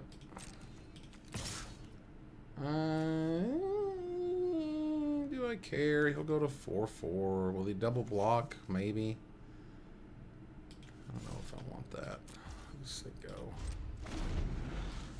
Are the lands MH3 art or something else? These are MH3 arts. Yeah. This is the Modern Horizon art stuff that you get when you log onto the client next Tuesday. And someone was asking, Modern Horizons 3 comes out on Arena next Tuesday. I'm still honestly shocked that Arena has Modern Horizons 3. Like, they were clear, like super clear. Modern Horizons 2 not hitting Arena. Like, it's just too crazy, you know? But I don't know if that's the case these days. Alright, so there's a Spy Master's Vault, which is also way better than I gave it credit for. I didn't think this card was very good, but because it's the number of creatures that died when you trade, you know what I mean? That turns into really good stuff for you. So now, Spy Master's Vault plus the Gargoyle makes things difficult. And that stinks, but that is what that is. Alright, we'll just, we'll smash. Not gonna be able to stop him. Yep.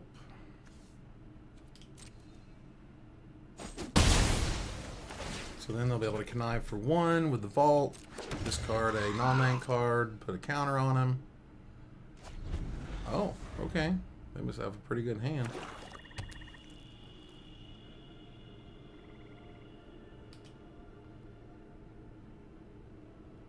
What you gonna do? Okay.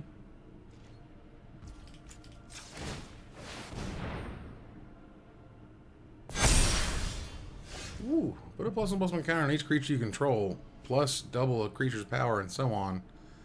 Yeah, I think we're smashing. Definitely smashing here. Alright. That's 5. This would be 6, 7, 8. I think we'll just activate the ability here. Yeah, Ginkgo, real dumb. And that would be 8, that would be 11. Knock them to 2. Oh, we'll see. They might draw something real stupid. You never know. We got them to 6. They're 100% dead on board. They did not use the 7 mana to play that guy. And there it went. I don't know. Really interesting.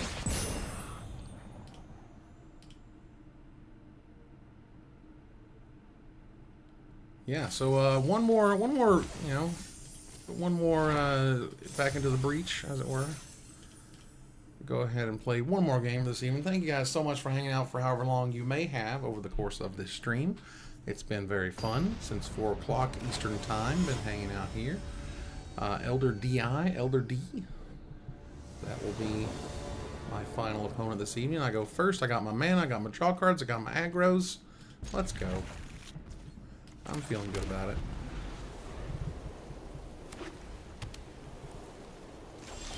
I guess technically we should play the Conduit Goblin first, because then we can give Slip haste and +1/+0, and Robert is your father's brother.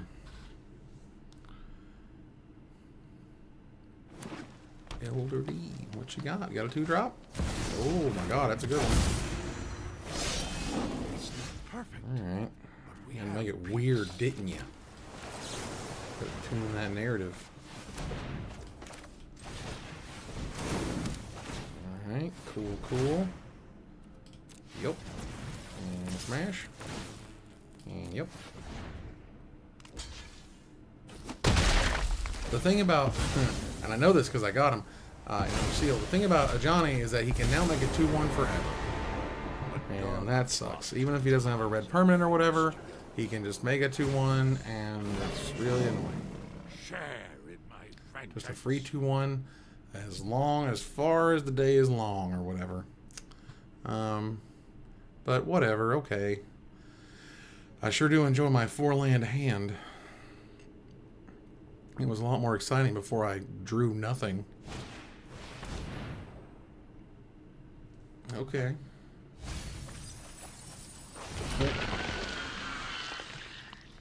That White Ogre is going to be a 2/2 flying first striker, and sometimes that's all you need.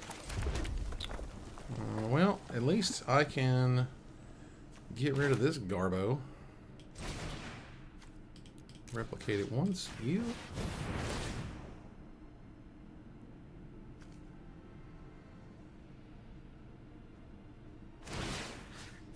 You.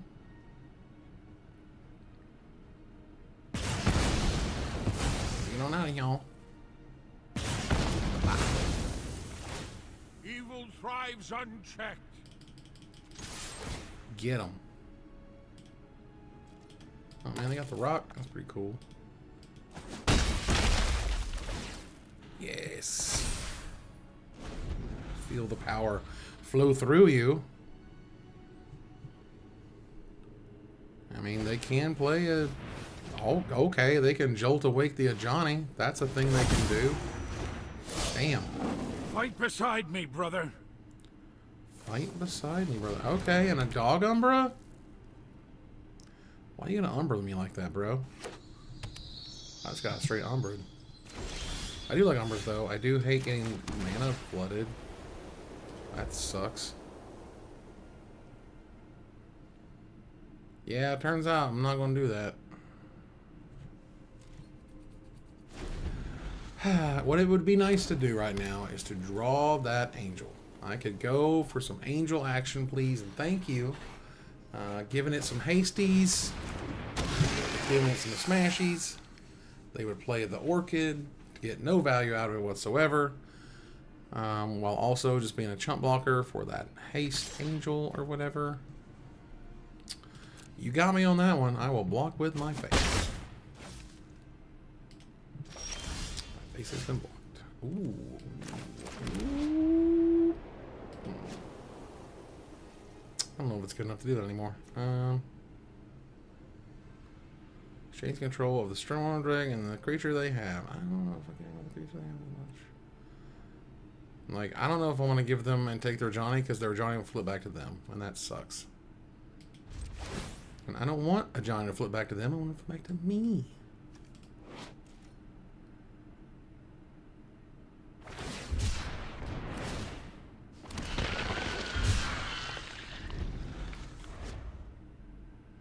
Okay. That's a warped Tusker right there. Like, they're real close to 7 mana anyway. I'm not sure if they should have done that. I don't like taking 4.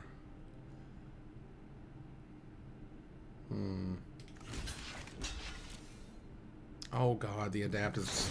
Oh my god, why did I think that was sorcery speed? Oh my god, why did I think that was sorcery speed? I'm not good at that. Oh god.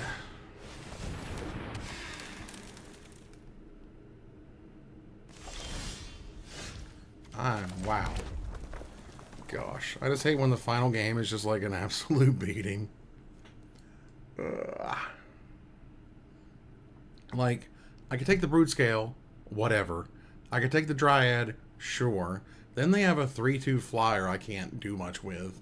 The Death Touch is not going to stop the Ajani, it's just going to flip him. Like, oh god. Oh god. I'm going to take 4, 5, 6, 7 next turn. Alright. Okay. My odds of winning this game are incredibly low. Incredibly, and the fact that I know they've got a 2/2 flying first striker just hanging out over there, which honestly they should just play. Yeah, see, there you go. You can destroy your own on basically if you want.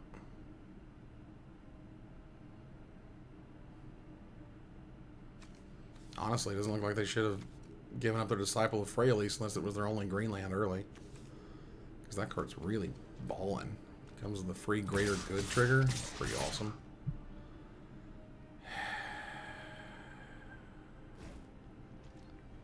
And I'm dying here. I'm dying here, man. I'm dying here. Sure. You got me. Lord knows you're gonna get a land more than likely.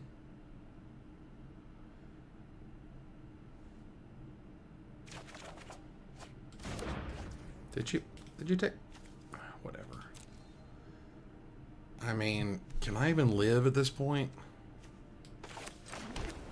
Like this is cool and all. So, 3, 4, 5, 6.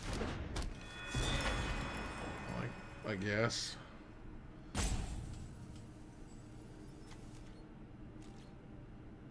I mean, they're not going to attack with a Johnny, right? So they'll take, I'll take the 5, 6, 5. I'll take the 5. I'll go to 4.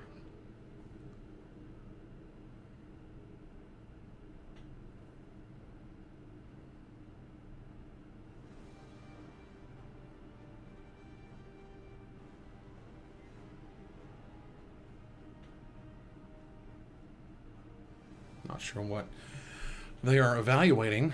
It seems pretty cut and dry. All I've got is a 2/5 blocker. They've got... Oh, good. A Nyxborn Hydra. You could have Nyxborn Hydra for 1 million. Why didn't you just do that? Why? So take 5. So 6, 7, 8, 9. So no matter how I block or whatever, like, you just could have done it for like 5 more and just killed me that way. Oh, don't make it weird. Just enjoy your win. All right. And with that, I hope y'all have enjoyed my preview stream of Modern Horizons 3. It is coming to Magic Arena next Tuesday. And I got to play some wild-looking drafts, some weird-looking sealeds. Didn't get to jump into Constructed, but that's okay. I think right now, at least certainly with the release of any set, I'm always way more excited to play limited formats. A, to just build up my collection, because I don't want to go burn a ton of rares and mythics if I'm just going to get them when I draft. And also look at the idea of what's good and what's not. Turns out Genku Future Shaper is pretty good, but the format is pretty busted. So yeah, so good luck to all those who are playing next week in those events. Thank you guys very much for joining me. I do appreciate it, and I will see you guys next time. Bye-bye.